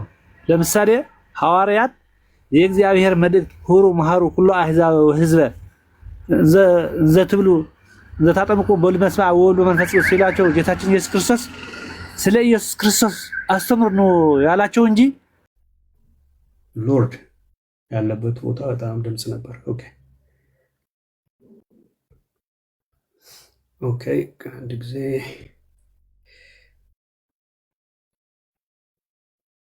ኦኬ ቀጥል ገብሩ፣ በቃ ቀጥል። ይቀር ኦርቶዶክሳውያን ማሰብ ያለብን ነገር ማለት ነው የተኛው ነው እውነቱ ማለት ነው። እውነት ማን ነው? ዓላማው የኢየሱስ ክርስቶስ መወለድ፣ መሰቀል፣ ከሙታን መሰቀል ነው እንጂ ማስፈክ ያለብን መስቀሉ ሳይሆን መሰቀሉ። መድህኑ ማን ነው? አዳኙ ማን ነው? ስለዚህ አዳኙ ማን ነው ማለት ነው እንጂ ሰው ማቁጠር ገድላቱ ምናምኑ አዳኙ ማን ነው? በቃ መንገዱ ሁለት ነው። መንገዱ የሁለት መንገድ ንጽጽሮች ምንድን ነው? የኢየሱስ ክርስቶስ መንገድ የተኛው ነው፣ የሌላ መንገድ ደግሞ የተኛው ነው መሆን ያለበት እንጂ ገድል የስፖንሰርሺፖች ቤተክርስቲያናችን መሆኗ ቤተክርስቲያን አለች የሚባል በኦርቶዶክሳውያን በእኛ ማለት ነው ትክክል አይደለም። ቤተክርስቲያን ክርስቶስ የሰራው ነው እንጂ ቤተክርስቲያን ባለው ሰው ነው እንጂ የከበረ ፍጥረት ነው እንጂ ሁሉም አዘጋጅቶ አምላካችን እግዚአብሔር በምድሩም በሰማይም ሁሉ አዘጋጅቶ ነው ለኛ የፈጠረን። ደግሞ በደልን በእናታችን ሔዋንና በአባታችን አዳም ለኛ ለመዳን ደግሞ በአዲስ መልክ መጥቶ አዳነን። መላእክት አልነበሩም፣ ሚካኤል አልነበረም፣ ገብርኤል አልነበረም። ከሰው በፊት እኮ ነው የፈጠራቸው። ስለዚህ ለኛ ብሎ የከፈለው ኢየሱስ ክርስቶስ በገዛ ክብሩ የከፈለው ወደ በስተቀኝ ልከህ ሌላ ዳኝ ብለህ በማርያም በሌላ ምን የሚመጣው ኦርቶዶክሳውያን ምን አስተውልበት ገባ በቃ ለመሳደብ እንገባ። የተኛው ነው እውነቱ ፈላጊዎች ኮን እኛ ኦርቶዶክሳውያን በምን ይሰሙኛል በለ እገምታለሁ። ለእናንተ ሳይሆን ኦርቶዶክሳውያን ለኛ ኦርቶዶክሳውያን መፈንጫ የውሸተኞች መፈንጫ የጥምጣሞች መፈንጫ የአፎኞች የሊቀሊቃውን የአራት አይና 5 አይና 6 አይና የሚባሉ ነገሮች ሞት አይና ቢሆንም ወደ መንግስተ ሰማያት የማይገባ ከሆነ ምን ዋጋ አለው? ሰው ሁሉም ዓለም አግኝቶ ነፍሱም ከጠፋ ምን ትርፋለው ይላል የእግዚአብሔር ቃልም ማለት ነው። ስለዚህ ኦርቶዶክሳውያን እባካችሁ መንገዱ የተኛው ነው እውነተኛ። እኔ እንኳን እንደ ተቋም የምቆጥረው ዋናው ማሰሪያው ሲፈልጥ ማሰሪያው ልጥ ነው። ምክንያቱም በዛ ይምጣ ክርስቶስ ነው። በቃ ኢየሱስ ክርስቶስ ነው አዳኙ። በቃ ኢየሱስ ክርስቶስ ካላዳነው ሌላ መግቢያ መውጫ የለም። ስለዚህ ሌላ መንገድ ይዞ ወደ ድነት የሚመጣ ስለሌለ ስለዚህ እውነቱን በቃ አንድን እውነቱን ብናመያዝ ያለብን። ስለዚህ ካላወቅን መስተማር ነው። ስለዚህ አቅሜ ልጅ ያለን ከአዋቂዎች ጋር ገብተን መለፋለፍ ጥሩ አይደለም። የተኛው ነው እውነቱ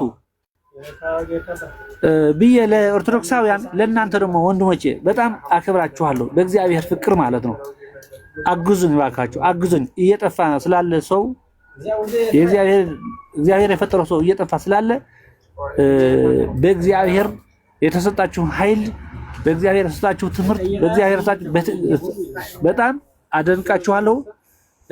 ሰው እንኳን ኃይሉም ግን እግዚአብሔር ኃይል ስላለው በእናንተ ጋር አድሮ ለኛ ለናያችን ናችሁ የምትከፍቱት መስዋዕት በጣም አመሰግናለሁ። ዜር ይስጥልን ወንድሜ። አሜን። ተባረኩ አቶ ገብሩ፣ ጸጋ ይብዛሎት። ሄኒኬት ቤተ እምነት ነህ? ኦርቶዶክስ ነኝ፣ ዲያቆን ነኝ። ለዛ ግን ነጋዴ ነኝ፣ በንግድ ነው የምሰራው። ኦርቶዶክስ ነኝ፣ ኦርቶፔንቴ። እሺ እኔ እውነት ስናገር ማለት ነው ዳንዬ ቢንያሚን ሲናገር እኔ ጴንጤ ነው ምናምን እቀበሏት፣ ችግር የለም። እውነት የተናገረ ሰው ጴንጤ ከተባለ እቀበሏት፣ ችግር የለውም ነው የምላቸው። እኔ በተቋም አላምንም፣ በኢየሱስ ክርስቶስ ነው የማምነው። ኦርቶዶክስም ቢሆን ጴንጤ ሆኖ እውነት የማይኖር ከሆነ ኦርቶዶክስ ሆኖ እውነትን የማይኖር ከሆነ በኢየሱስ ክርስቶስ ካልኖረ በዛ ሚምጣ በቃ ትርጉም የለውም ብዬ ነው የማምነው እኔ ማለት ነው። ምክንያቱም የኔ መጠሪያ ቢጠራ ምን እኔ በእውነት መኖር ነው። ምክንያቱ ደግሞ እዛ ውስጥ ሁኜ ማለት ነው እታገላለሁ፣ እስከምሞት ድረስ እታገላለሁ፣ ስለ እውነት እታገላለሁ።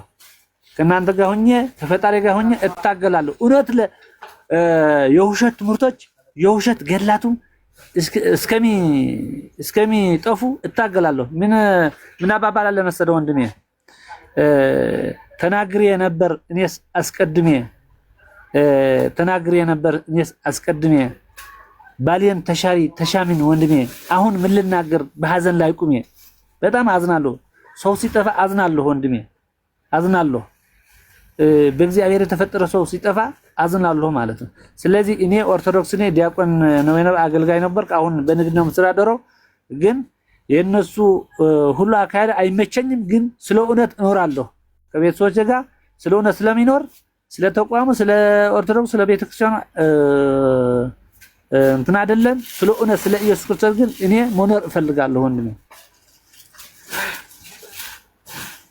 አሜን። ጸጋ ይብዛልህ። በእውነት በጣም ትልቅ የሆነ መገለጥ ነው የክርስቶስ ኢየሱስ መረዳት። በዚህ ልክ ጌታን መረዳት ዓላማውን መረዳት ትልቅ የሆነ መገለጥ ነው። እሺ ወደ ሌሎች ወንድሞችም እንሂድና እነሱን ሰላም ብለናችሁ ደግሞ ኦርቶዶክሳውያን ካላችሁ እንጋብዛችኋለን። አመሰግናለሁ። ስራ ላይ ስለሆነ ረበሽኩ፣ ይቅርታ ይደረግልኝ። አመሰግናለሁ ወንድሜ። ችግር የለውም። ኧረ ምንም አልተረበሽ። ጌታ ይባርኮት። እሺ ቤኪ ሰላም በለንና ካለ ኦርቶዶክሳውያን ካላችሁ ላኩልን።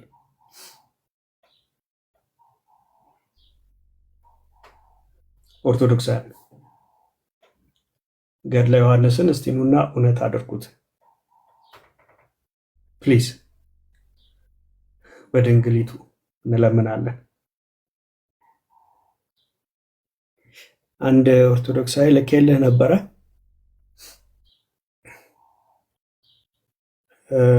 ቁጭ ብላችሁ ያው ትሰማላችሁ፣ ግን አትገቡም።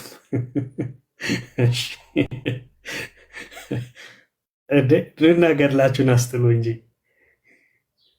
ማነሽ ነይ እስቲ ረሳሽን ሰብስቢ እንደተባለች ማለት ነው። ኑና ሰብስቡ። አንድ የተጣለ ገድል አለ። ኑና ሰብስቡ ፕሊዝ። እንዴ ምንድነው መፋጠጥ? ከስር ቁጭ ብሎ መፋጠጥ ምንድነው? ኑና ሰብስቡ ሬሳችሁን።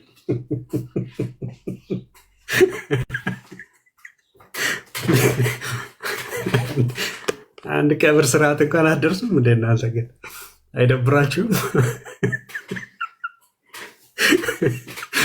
ገድለ ዮሐንስ ገድል ገብቷል። ኑና አስጥሉልን እንዴ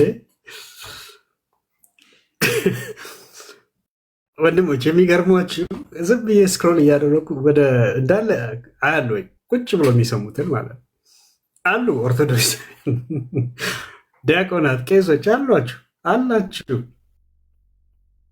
አላችሁ ኑ ላኩልን። እንደዚህ ነው ደፈር ስትሉ መልካም። ጽጌና እንኳን ደህና መጣ። ሰላም ነህ? እንዴት ነህ? እግዚአብሔር ይመስገን። ከየት ቤተ እምነት? ኦርቶዶክስ ነኝ። እግዚአብሔር ይመስገን። እንኳን ደህና መጣ። ለአንተ ነበር አንደኛውም ገስት የላኩት ገድለ ዮሐንስን እንግዲህ እንድታስጥለው ነበረ። የትኛው ስንት ገድለ ዮሐንስ አለ በቤተክርስቲያኒት ውስጥ? ቆይማ አይ ዝም ብሎ ለአንድ ሰው ስለገባ ሪኩዌስት ይላካል እንዴ? እንደዛ ነው። እኛ እናስገድድም። እኛ በጨረታው አትገደዱ። አይ አስገድኸኝ ምናምን ሳይሆን ሰው ቤት እንዳለ ምናምን አታውቅም ማለት። ኦኬ ባይ ዘ ወይ ኦኬ ሶ እናንተን የምትጥሩት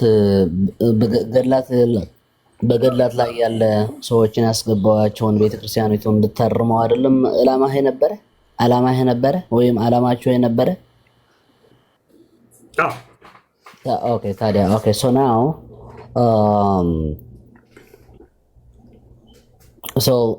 ሲኖዶሱ ኮንደምድ ካደረገው ወይም ከወገዘው ታዲያ አሁን ለአንተ ምንድነው ችግሩ?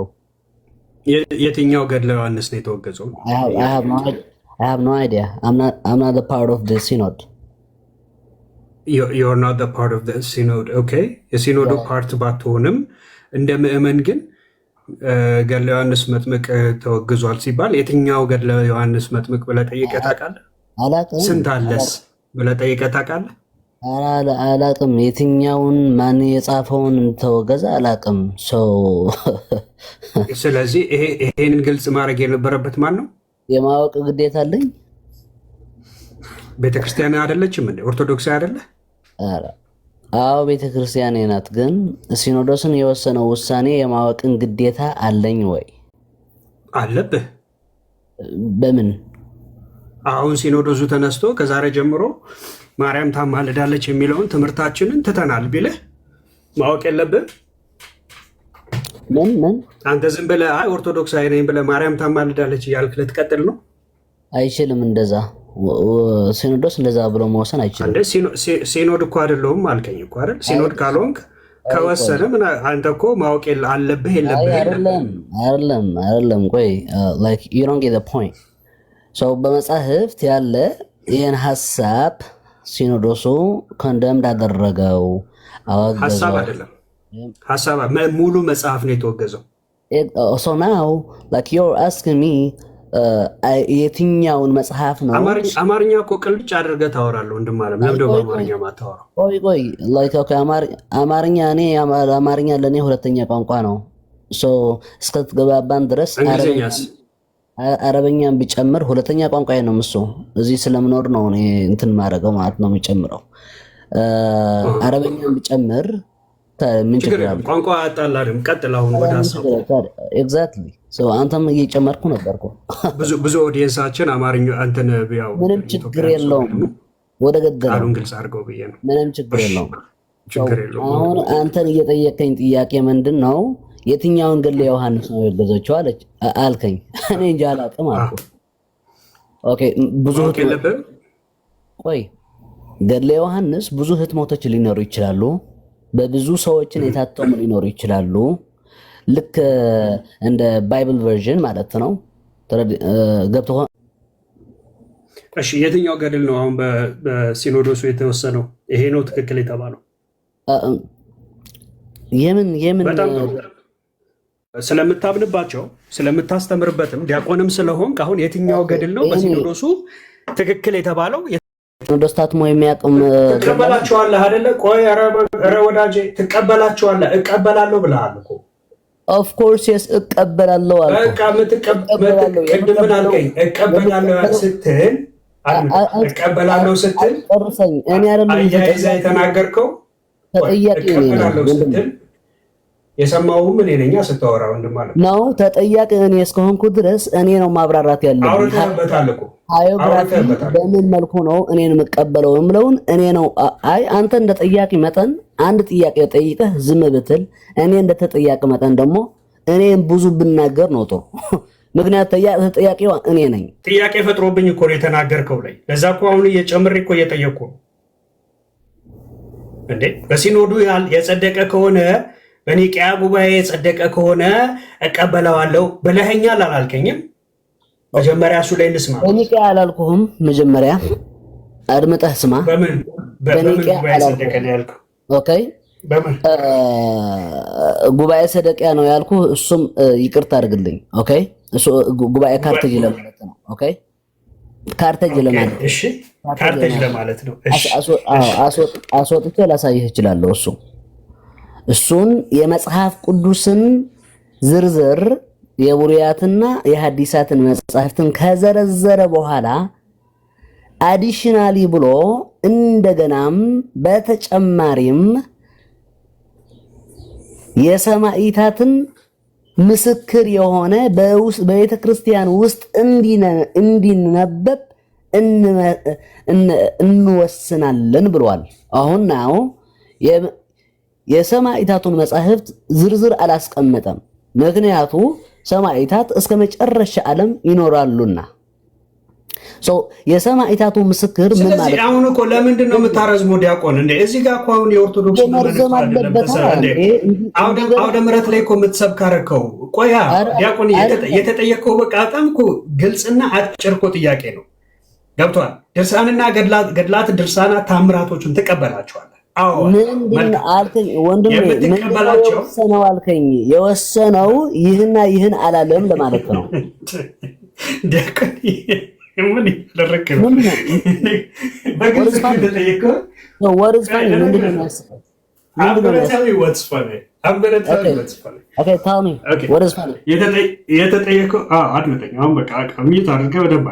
እና ስሜታዊ ሳትሆን በቀጥታ ለመመለስ ሞከር። ገድላት ድርሳናት ትቀበላቸዋለህ። በጣም ጥሩ። ኦኬ፣ የምቀበላቸው እንደዚህ ስለተወሰነ ነው። አሁን ያው የጉባኤውን ስም ቀይረዋል። ካርቴጅ ጉባኤ ላይ የተወሰነውን እቀበላለሁ ነው ያልከው። ያ ውሳኔ ደግሞ ብላንኬት ነው። ብላንኬት ኢን ሴንስ ስለ ቅዱሳን ሰማዕታት ሁሉ የሚደረገውን እንቀበላለን የሚለውን እሱን ወሰድክና እቀበለዋለሁ አልክ። ስለዚህ አሁን ኢትዮጵያ ውስጥ አሸን የሆነ ገድል ድርሳን አለ። ትቀበላቸዋለህ? አዎ እቀበላቸዋለሁ። እሺ ገድለ ዮሐንስን ትቀበለዋለህ? ባጭሩ ከመጽሐፍ ቅዱስ የማይጋጭ ከመጽሐፍ ቅዱስ ከአስተምህሯችን የማይጋጭ አስተምህሮ ያለው የቅዱስን ታሪክ ያለው ማንኛውን ገድል እቀበላለሁ። ኦኬ። በገድል ሰው ያስገባውን ሐሳብ ከኖረ ግን ሰዎች የራሳቸውን ስርዋጽ ካስገቡ ግን እኔ የመቀበል ግዴታ ያለብኝም እሱ ባለመቀበሌ ደግሞ ኦርቶዶክስ አይደለህም መባል አይችልም። አንተ እኮ አሁን ወንድሜ ቆይ ገድልና ድርሳናትን ደግሞ ካልተቀበልክ አሁን መምህራኖች ቆይ አንድ ብቻ ልበልና ከዛ እኔ የሚት አደርጋለሁ። እሺ ይቅርታ አድርግልኝ። ችግር የለውም። አሁን የእናንተን ችግር እኮ ቤተክርስቲያኒቷ በገድል ያለ እናንተን የምትወቅሱትን ወይም እናንተን ክሌም የምታደርጉትን ይህን ስህተት ነው የምትሉትን ቤተክርስቲያኒቱ ብታስወግደውም እንኳን እናንተ እኮ ወደ ቤተክርስቲያን አትመለሱም። ምክንያቱም በገድላት አላችሁ መወጣችሁት። ገድላት ምንድነው? ሃዮግራፊ ኢዝ አን ኤክስኪውዝ ራይት ናው ማለት ነው። ጎ አሄድ።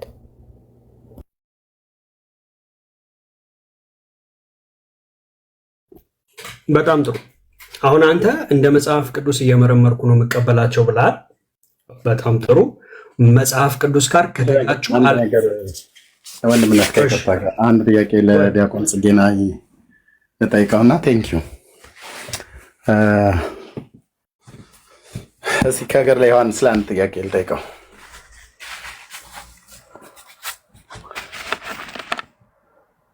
ዮሐንስ እናቱ ኤልሳቤጥ ጸንሳው ወደ ቅድስት ድንግል ማርያም በሄደችበት ማርያም ጸንሳ ወደ ኤልሳቤጥ በሄደችበት ጊዜ ዮሐንስ በማህፀን ውስጥ ሆኖ ዘለለ ወይ ሰገደ? ዲያቆን ጽጌ ነው። ዘይቤ ነው። ሰገደ ተብሎ ሊጠራ ይችላል።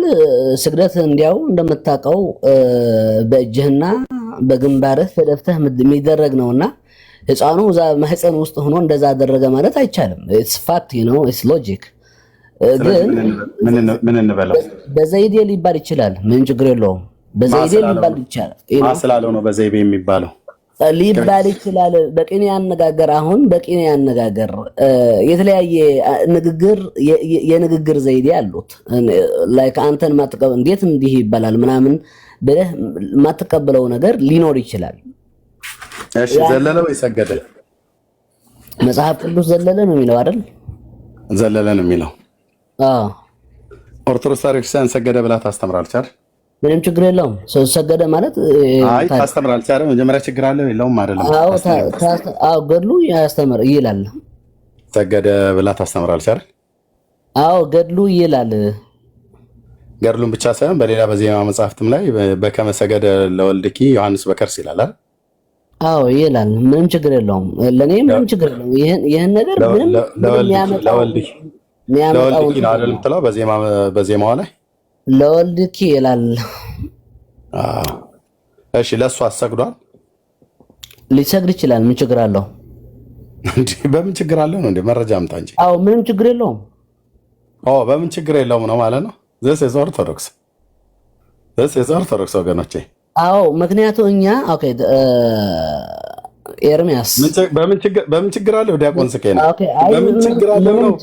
በቃ ምንም ችግር የለውም ያልከው ምንድን ነው?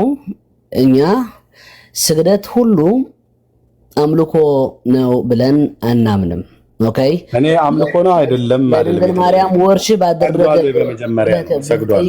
በከመ ሰገደ ለወልድኪ ብላችሁ ታዲያ በኋላ ለእሷ አሰገደ ለእናታችን ቅድስት ድንግል ማርያም ክብር ሰጠ ማለት ነው። ምንም ችግር የለውም። ማ ስላለ ነው ምንም ችግር የሌለው? አባቶች ስላሉ ነው።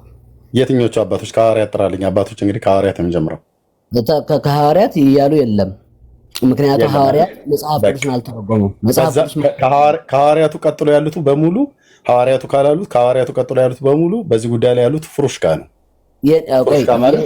ገለባ የሆነ ማለት ነው። በቃ ብራዘር በቃ መለስክልኝ። ዲያቆን ጽጌና እየተደማመጥን ከዚህ በፊት አስታውሳለህ? አታስታውስም? እየተደማመጥን ማቴዎስ ትምህርት እኔ ነኝ የሚዩት ያደረኩ እየተደማመጥን። እሺ ታወራለህ። እየተደማመጥን እኮ አልኩ። ነግሬሃለሁ ከዚህ በፊት አትናቴዎስ። ኦኬ እኔ ነኝ የሚዩት ያደረኩ። እምቢ የምትል ከሆነ ታይተወርዳለህ አሁን ማለት ነው። እንደማመጥ ነው ያልኩህ። ምን ችግር የለውም። እንደዛ አመልህ ነው አንተ ታቹራ ኦርቶዶክስ ከሐዋርያቱ ቀጥሎ የተነሱ የእምነት አባቶች ሐዋርያቱ ሳይናገሩ የተናገረ የቤተክርስቲያን አባት ካለ ኦኬ እደግመዋለሁ። ፍሩሽካ ነው። ዮሐንስ ያላለውን ፖሊካርፕ ብሎ ከሆነ ፍሩሽካ ነው። አንቀበልም።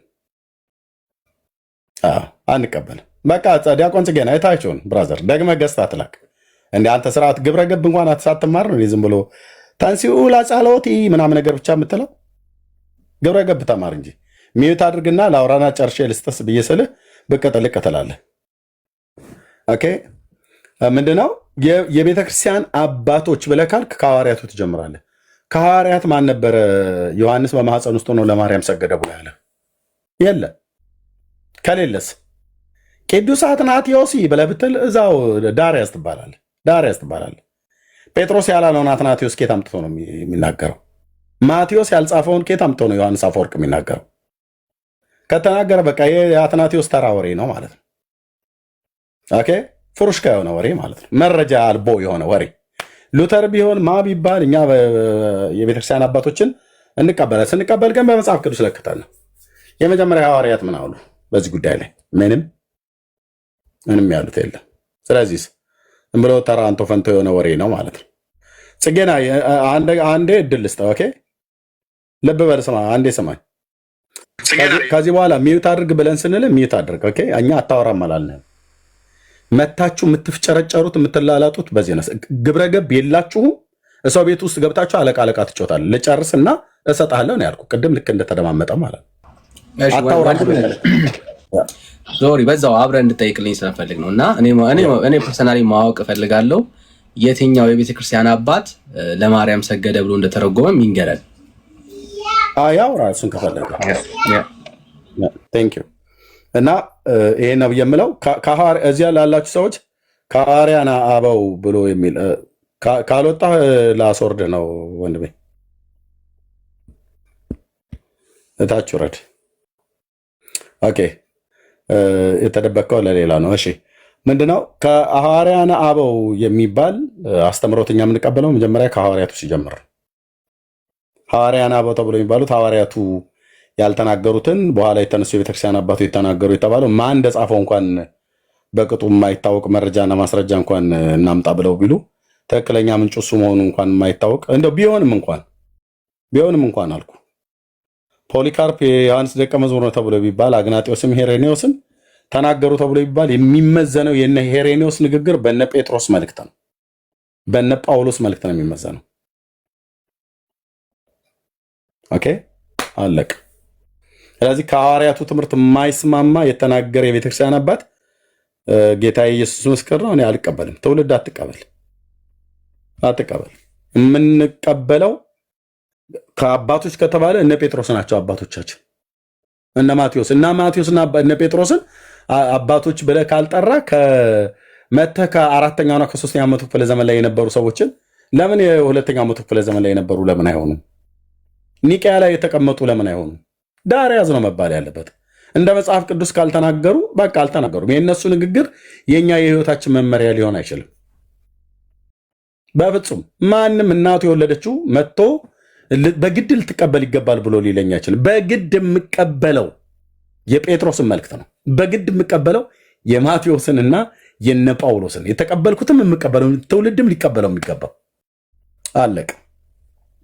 በእነዚህ አባቶች በኩል እነዛም አባቶች በእነዚህ ሐዋርያት በኩል እነዛ በሶስተኛው መቶ ክፍለ ዘመን ኒቅያም ላይ ሁለተኛው መቶ ክፍለ ዘመን ከዛም በኋላ የተነሱ ከዛም በፊት የነበሩ የቤተክርስቲያን አባቶች የተባሉት በነ ጴጥሮስና በነ ማቴዎስ የተነገረው የእግዚአብሔር ዘላለማዊ ቃል መሆኑን የዛ ዘመን የነበረው ትውልድ ሁሉ ያምናል።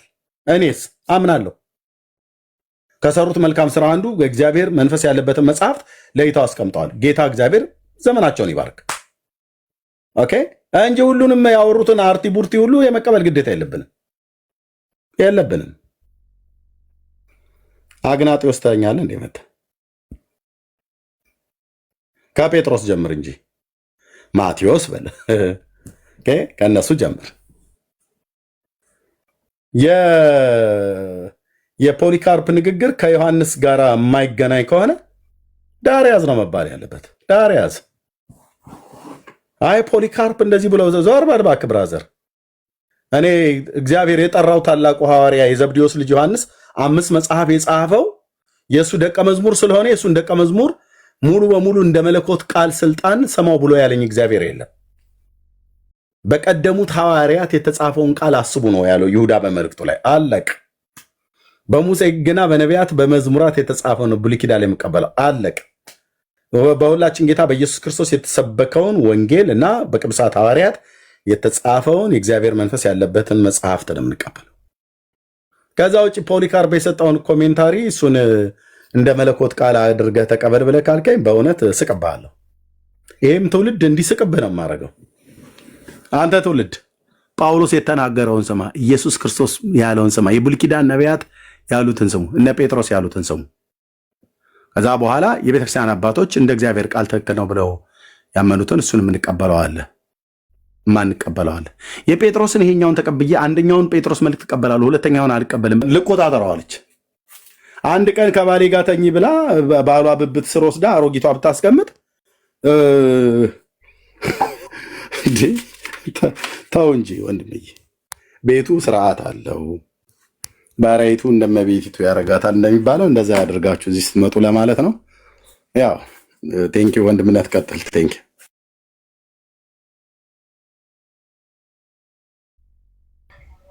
እሺ፣ ጸጋ ይብዛልህ ወንድምነት። ሌላ ኦርቶዶክሳዊ ካለ እንቀበላለን።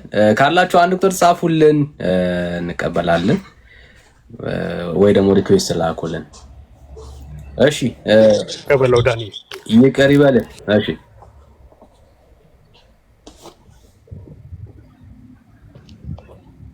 ይቅር በለኝ።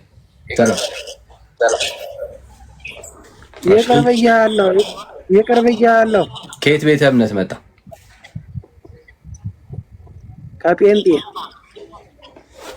ከኦርቶዶክስ ስትሆን ሌላ ጊዜ ተመልሰ ነው።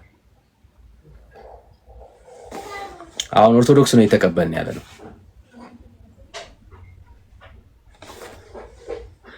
እሺ ሌላ ኦርቶዶክስ አይነቀበል ወይ ደግሞ the Church of Jesus Christ of Latter-day Saints የምታውቁ ከሆነ እሺ አወቅ ነው። እሺ ኦርቶዶክሳውያን ነበር የጠራ ነው። ኦርቶዶክሳውያን ነበር የጠራ ነው። ቆይ ያለሽበት ቦታ በጣም ጾታ አለ። ጸጥ ያለበት ቦታ ካልሆነሽ ማውራት አንችልም። እሺ አሁንስ? እሺ አሁን ይሰማል? አሁን ትሰማለሽ። ኦርቶዶክስን ነበር የጠራ ነው። አንቺ ደግሞ ኦኬ። እኔ ጥያቄ ስላለኝ ነው ምን እንደምታወሩ ስለ ገድለ ዮሐንስ ልክ ነው ወይ የሚል ጥያቄ አየውና እኔ ደግሞ አንድ ጥያቄ ልጠይቃችሁ ብዬ ነው ስለ መጽሐፍት። እንጂ አንቺ ስለ ገድል ለማውራት አለ ቢመጣሽው። ገድል ማለት የኔ ጥያቄ እንደመሰለ መጽሐፍ ቅዱስ ብቻ ነው ወይ የእግዚአብሔር ቃል? ሌላ አለ የእግዚአብሔር ቃል? አዎ እኔ በእኔ እምነት መጽሐፈ ሞርሞን የእግዚአብሔር ቃል እንደሆነ እናምናለን። እናንተ ታምናላችሁ? አዎ እናምናለን። እናንተ ማመን ትችላላችሁ። አሁን እናንተ ማመን ትችላላችሁ፣ ግን የእናንተ ማመን የእግዚአብሔር ቃል እጋብዛችኋለሁ እንድታነቡትና የእግዚአብሔር ቃል ስለሆነ የበለጠ የእግዚአብሔርን ቃል ያበራላችኋል። እህትዬ እየሰማሽ ነው? አሁን ዘንሽ የምትለው እንደምን ያረቄ ቂጣ ብሉ ልትይን ነው እንደመጣሽው ከናረቄ ቂጣሽ እዛ እህትዬ። ሞርሞን የሚባል ጂኒ ሰይጣን ነው እህትዬ። እሺ ካላወቅሽው እኛ ከኢትዮጵያ ውጭ ነው የምንኖረው። ታሪኩን ካላወቅሽ ሞርሞን የሚባል መልአክ እግዚአብሔር የለው። በመላእክት ዓለም ውስጥ ይታወቃል ብለሽ ካልሽ ከወደቀ መላእክት መካከል ነው። የአር አሜሪካዊ ተወላጅ የተገለጠለት ጭራው የተቆረጠ ሰይጣን ማለት ነው። እሺ እና ያረቄ ቂጣ ብሎ አትበይም።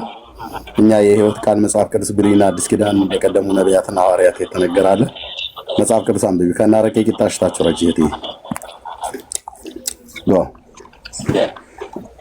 እዚህ ኦርቶዶክስ ስንት የምትጠፈጠፍልን አለ ብሉ ብላ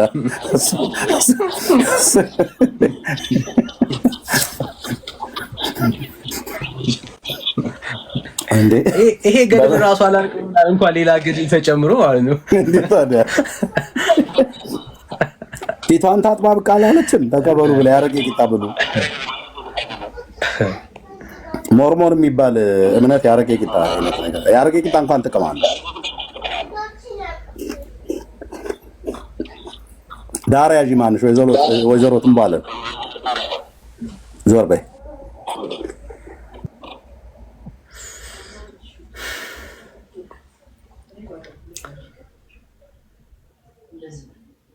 እሺ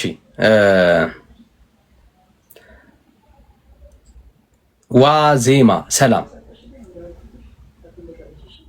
ያ ሰላም ነው። እንዴት ነው? ደህና ነኝ እግዚአብሔር ይመስገን። እንዴት ነሽ? ከየት ቤተ እምነት? አለ እኔ ከኦርቶዶክስ። እሺ እንኳን ደህና መጣሽ። ገድለ ዮሐንስ ትክክል ነው ብለሽ ታምኛለሽ? አዎ ልክ ነው አምናለሁ። ልክ ነው ብለሽ ታምኛለሽ? ኦኬ ደስ ይላል። አሁን ማመንሽን ነው የምንፈልገውና እንደው የኤልሳቤት አስክሬን ለምን እንዳልሸተተ ደግሞም ለምን እንዳልበሰበተ ታውቂያለሽ? አዎ ለምንድን ነው? ምክንያቱም ቅድስት የሆነች ሴት ስለሆነች። አይ ተሳስተሻል። አልተሳሳትኩም። ማስረጃ ስለላኳል። ምክንያቱም ዮሐንስን የወለዱ ማህፀኖች ቅዱስ ናቸው። ዮሐንስ ጌታን ያጠመቀው ማስረጃ ሲልሽ አይ አይደለም እሱ አይደለም። ምክንያቱ እሱ አይደለም። ማስረጃ እየሰማኸኝ ነው? ማስረጃ ስጪኝ ማለት መስማት ማለት ነው። ታለም እየሰማሁሽ ስለሆነ ነው ማስረጃ ስጪኝ አልኩሽ። ዮሐንስ ሲጀምር ቅዱስ ሰው ነው። እሷ ቅድስት ስለሆነች ከሷ ተገኘ። ስለዚህ ዮሐንስ ማስረጃ ይጠይቃል። ኢየሱስን ሲያጠምቅ ስማኝ እኮ ልነግርህ ነው። አተረጋጋ እየነጋ አንተ አሁን በእንትን አድርገህ የምትመጣው ለመከራከር ነው። ለመከራከር ሳይሆን ልንማማር አይደል እዚህ ላይ ወጣ ነው። አዎ ማስረጃ መጠየቅ ማለት ነው። ወይ አስተምረኝ፣ የማውቀውን ልንገርህ ወይ ደግሞ የምታውቀውን ንገረኝ። እኔ የማውቀውን ልንገርህ። ማስረጃ መጠየቅ ለመማር ዝግጁ መሆን ማለት ነው። ታለም ላንቺ ለመረጃ። ስለዚህ ልንገርህ ማለት አሁን ክርክር አታርገው። ቆይ ግን እሺ፣ አሁን አንድ ጥያቄ እሺ፣ መጀመሪያ አንድ ጥያቄ ልጠይቅህ። እሺ ማስረጃ እኮ ነው የጠየቁት። ቀለሜ ነው ምናምን የምትለውና አንተን ማለት ነው። አይዞሽ ስለ እምነታችን ማለት ነው። ስለ አሁን ለምሳሌ እኔ መጽሐፍ ሶሪ እዚህ ቤት ውስጥ ቀለም የሚባል ምንም አይታየኝም እና አቅም ሲኖርሽ ለውይይት ስትደርሺ ትመጫለሽ። እሺ ቲጂ ሰላም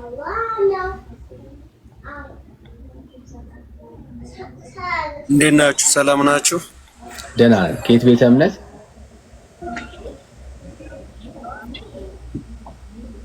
ከኦርቶዶክስ። እሺ እንኳን ደህና መጣ። የዮሐንስ ገድል እንኳን ሰላም ተበቃችሁ። የዮሐንስ ገድል ትክክል ነው ታምናለህ?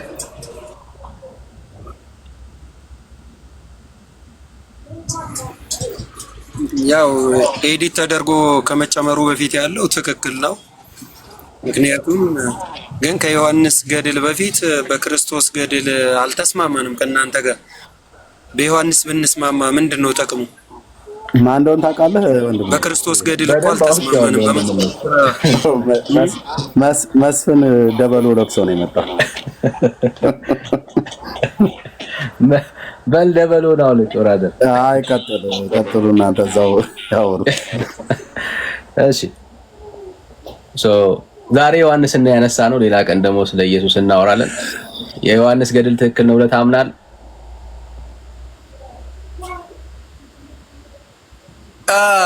እንግዲህ እኔ እኮ ራሴን እኮ አልደበኩም ኦርቶዶክስ ነኝ ያልኩ መጣው። ምን ሌላ ያጠፋው ጥፋት አለ ኤርሚ? ምን ያጠፋው ጥፋት አለ? በቲጂ ስም መተህ ያው ለማጭበርበር ነው የሞከርክ ያለው። ኤኒዌይስ ወዳጄ እየጠየኩ ነው ያለሁት የዮሐንስን ገድል ትቀበላለህ ወይስ አትቀበልም?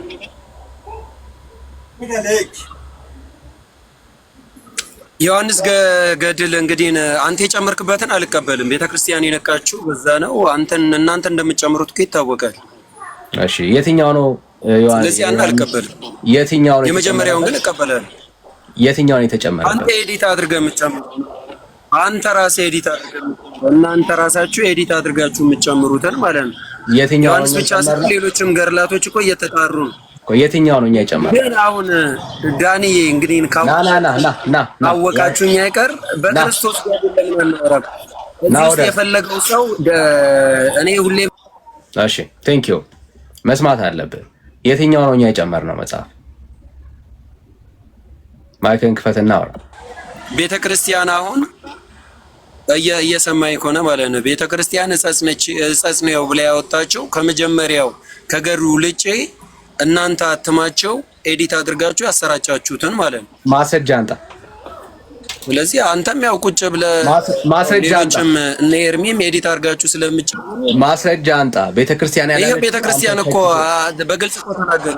ማስረጃ አንተ አልተናገረች። እኔ ነገርኩህ እኮ ማስረጃ አንተ። ይሄው በስርዓት ነገር አንተ ራስን አንደኛ ጨማሪ የሰፈር ውስጥ ቡና ወሬ አይደለም የምንሰማው። አንዴ የሰፈር ውስጥ ቡና ወሬ አይደለም የምንሰማው። ማስረጃ አንተ ነው ያልኩህ። ቤተክርስቲያን ራሱ በክርስቶስ ገድል እኔ እናንተ ለምን እንዲህ ቤት እናደርግ? ማስረጃ አንተ ብራዘር አልደረሰም። እኔ እናንተ በክርስቶስ ገድል አልተስማማን፣ በዮሐንስ ገድል እንዴት እንስማማለን? ክርስቶስ በጣም ይርቃል ብራዘር። አሁን ስለ ዮሐንስ ወንድ ከሆናችሁ በክርስቶስ ገድል እንስማማ።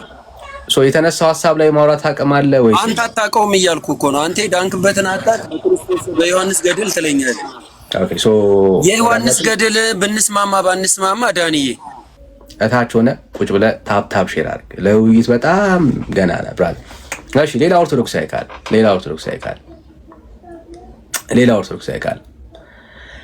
እሺ ሌላ ኦርቶዶክስ ማለት የማያፍር ማለት ነው። በኦርቶዶክስ አስተምሮ የማያፍር ኦርቶዶክሳዊ ካለ በጣም ማለት በቃ እኔ ኦርቶዶክሳዊ ነኝ በገድል አላፍርም ብሎ የሚያምን ኦርቶዶክሳዊ ማለት ነው። እሺ ቢኒል ሰላም ማለት ከየት ቤት እናንተ ያው የአንድ መንግስት ወራሾች ነው። እሺ ተባረክ። እሺ ሚዩት አድርግልኝ። ቴንክ ዩ።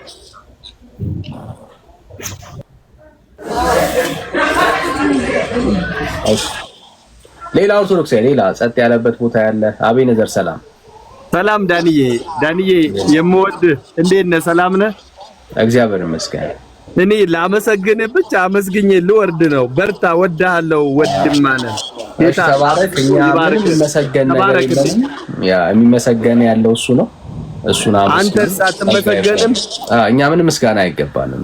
እኔ ደግሞ አንተን ላመሰግንህ እወዳለሁ ስለምወድህ። ልክ ነው አቤኔዘር፣ ግን እኛ አንመሰገንም። ምስጋና የሚገባው በእኛ ላይ ለሚሰራ በታናናሾች በተጣልን ሰዎች የሚሰራ አምላክ ነው። ጸጋው የሱ ነው። ክብር ለሱ ይሁን። እንወዳለን። ሐሳብን እንረዳለን። ይሄንን እቀበላለሁ። ጌታ አብዝቶ ይባርክ። እሺ ተባረክልኝ። እሺ ወንድም። ሰላም አቤኔዘር።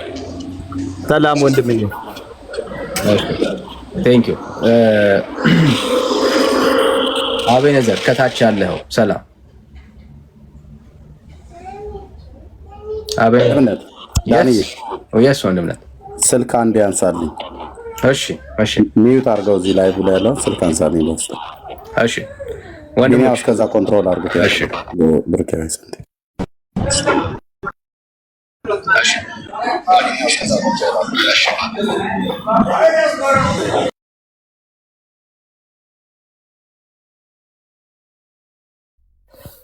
ቢኒ ሳውዝ አለክ? ሄኖክ ገብቷል። ሄኖክ እንኳን ደህና መጣ። እንዴት ናችሁ? አንተ ሁሉም ቤት ስትገባ የተለያየ ድምፅ አለው ከጀርባ እና አስተካክልና ና። እሺ አንዴ ታርጉታል ምንድነው? ኧረ ይሰማል። እኔ ጋር አሁን ትናንትና ትንሽ ወይክ ነበር፣ አሁን ይሰማል። ለካ ከሰማ ምን ታርገዋለህ? አይሰማም። ኦርዳጂ ይሰማል። አሁን ገድለ ዮሐንስ ትክክል ነው ትክክል አይደለም ብላችሁ ነው እርሳችሁ ዛሬና አንዴ ባክግራውንድ ይረብሻልና ምን ታድርጋለህ? እስኪ እናንተ በእናንተ አንደበት መጀመሪያ ትክክል አይደለም ብላችሁ ነው የተነሳችሁት ወይስ ትክክል ነው ብላችሁ ነው? እሺ አንዴ ሚውት አድርገው። ባክግራውንድ አልሰማችሁም ነበር?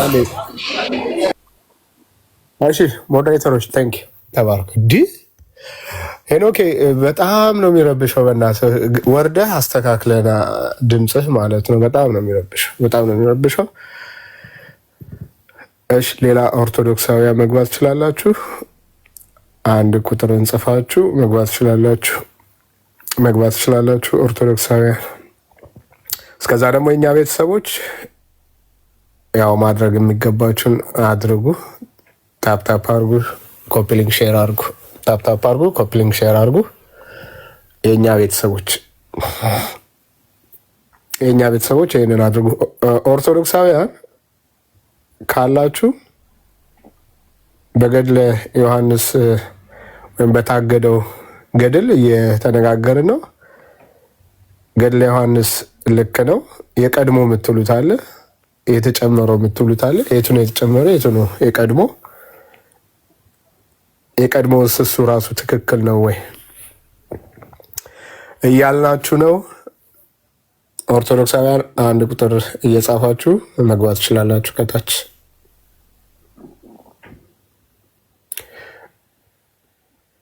ግራ እያጋቧችሁ ስለሆነ የታገደው ያልታገደው፣ ሰው የጨመረው ያልጨመረው እየተባለ በቤተ እምነታችሁ ሶስት የተለያዩ አካላት ሶስት አይነት የተለያየ መግለጫ እያወጡ ነውና ግራ እያጋቧችሁ ነው።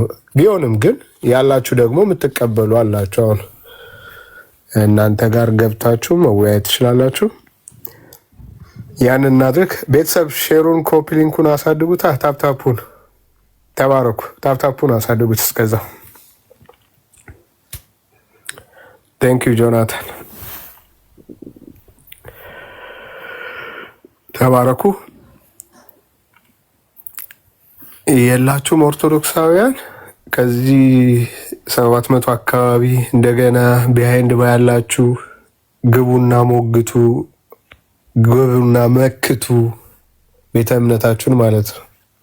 ወይም ደግሞ ገድለታችሁን መክቱ፣ ግቡና። ዳንዬ ከመጣ ቀጥል።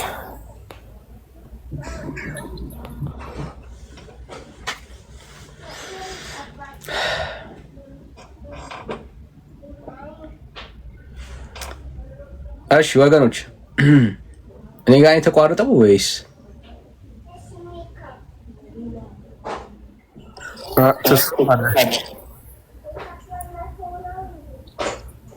ስታካርጎበት? እሺ አይ አይደለም፣ አሁን መታችኋል። እሺ ቢንሻ ማን እንቀበል? ሄኖክ ድምፁ ይረብሻል። ኦኬ አሁን ይሰማል? እሺ አሁን ትሰማለህ? አሁን ይሰማል? ትሰማለህ ወንድም አለ። ሰሞኑን በታገደው ላይ ነው፣ ገድል ላይ ነው አይደል? ሀሳብ የምሰጠው። ከየት ቤተ እምነት ነህ? ኦርቶዶክስ ነኝ። ኦርቶዶክስ። እሺ ያለህበት ቦታ አሁንም ጫጫታና ረብሻ አለ?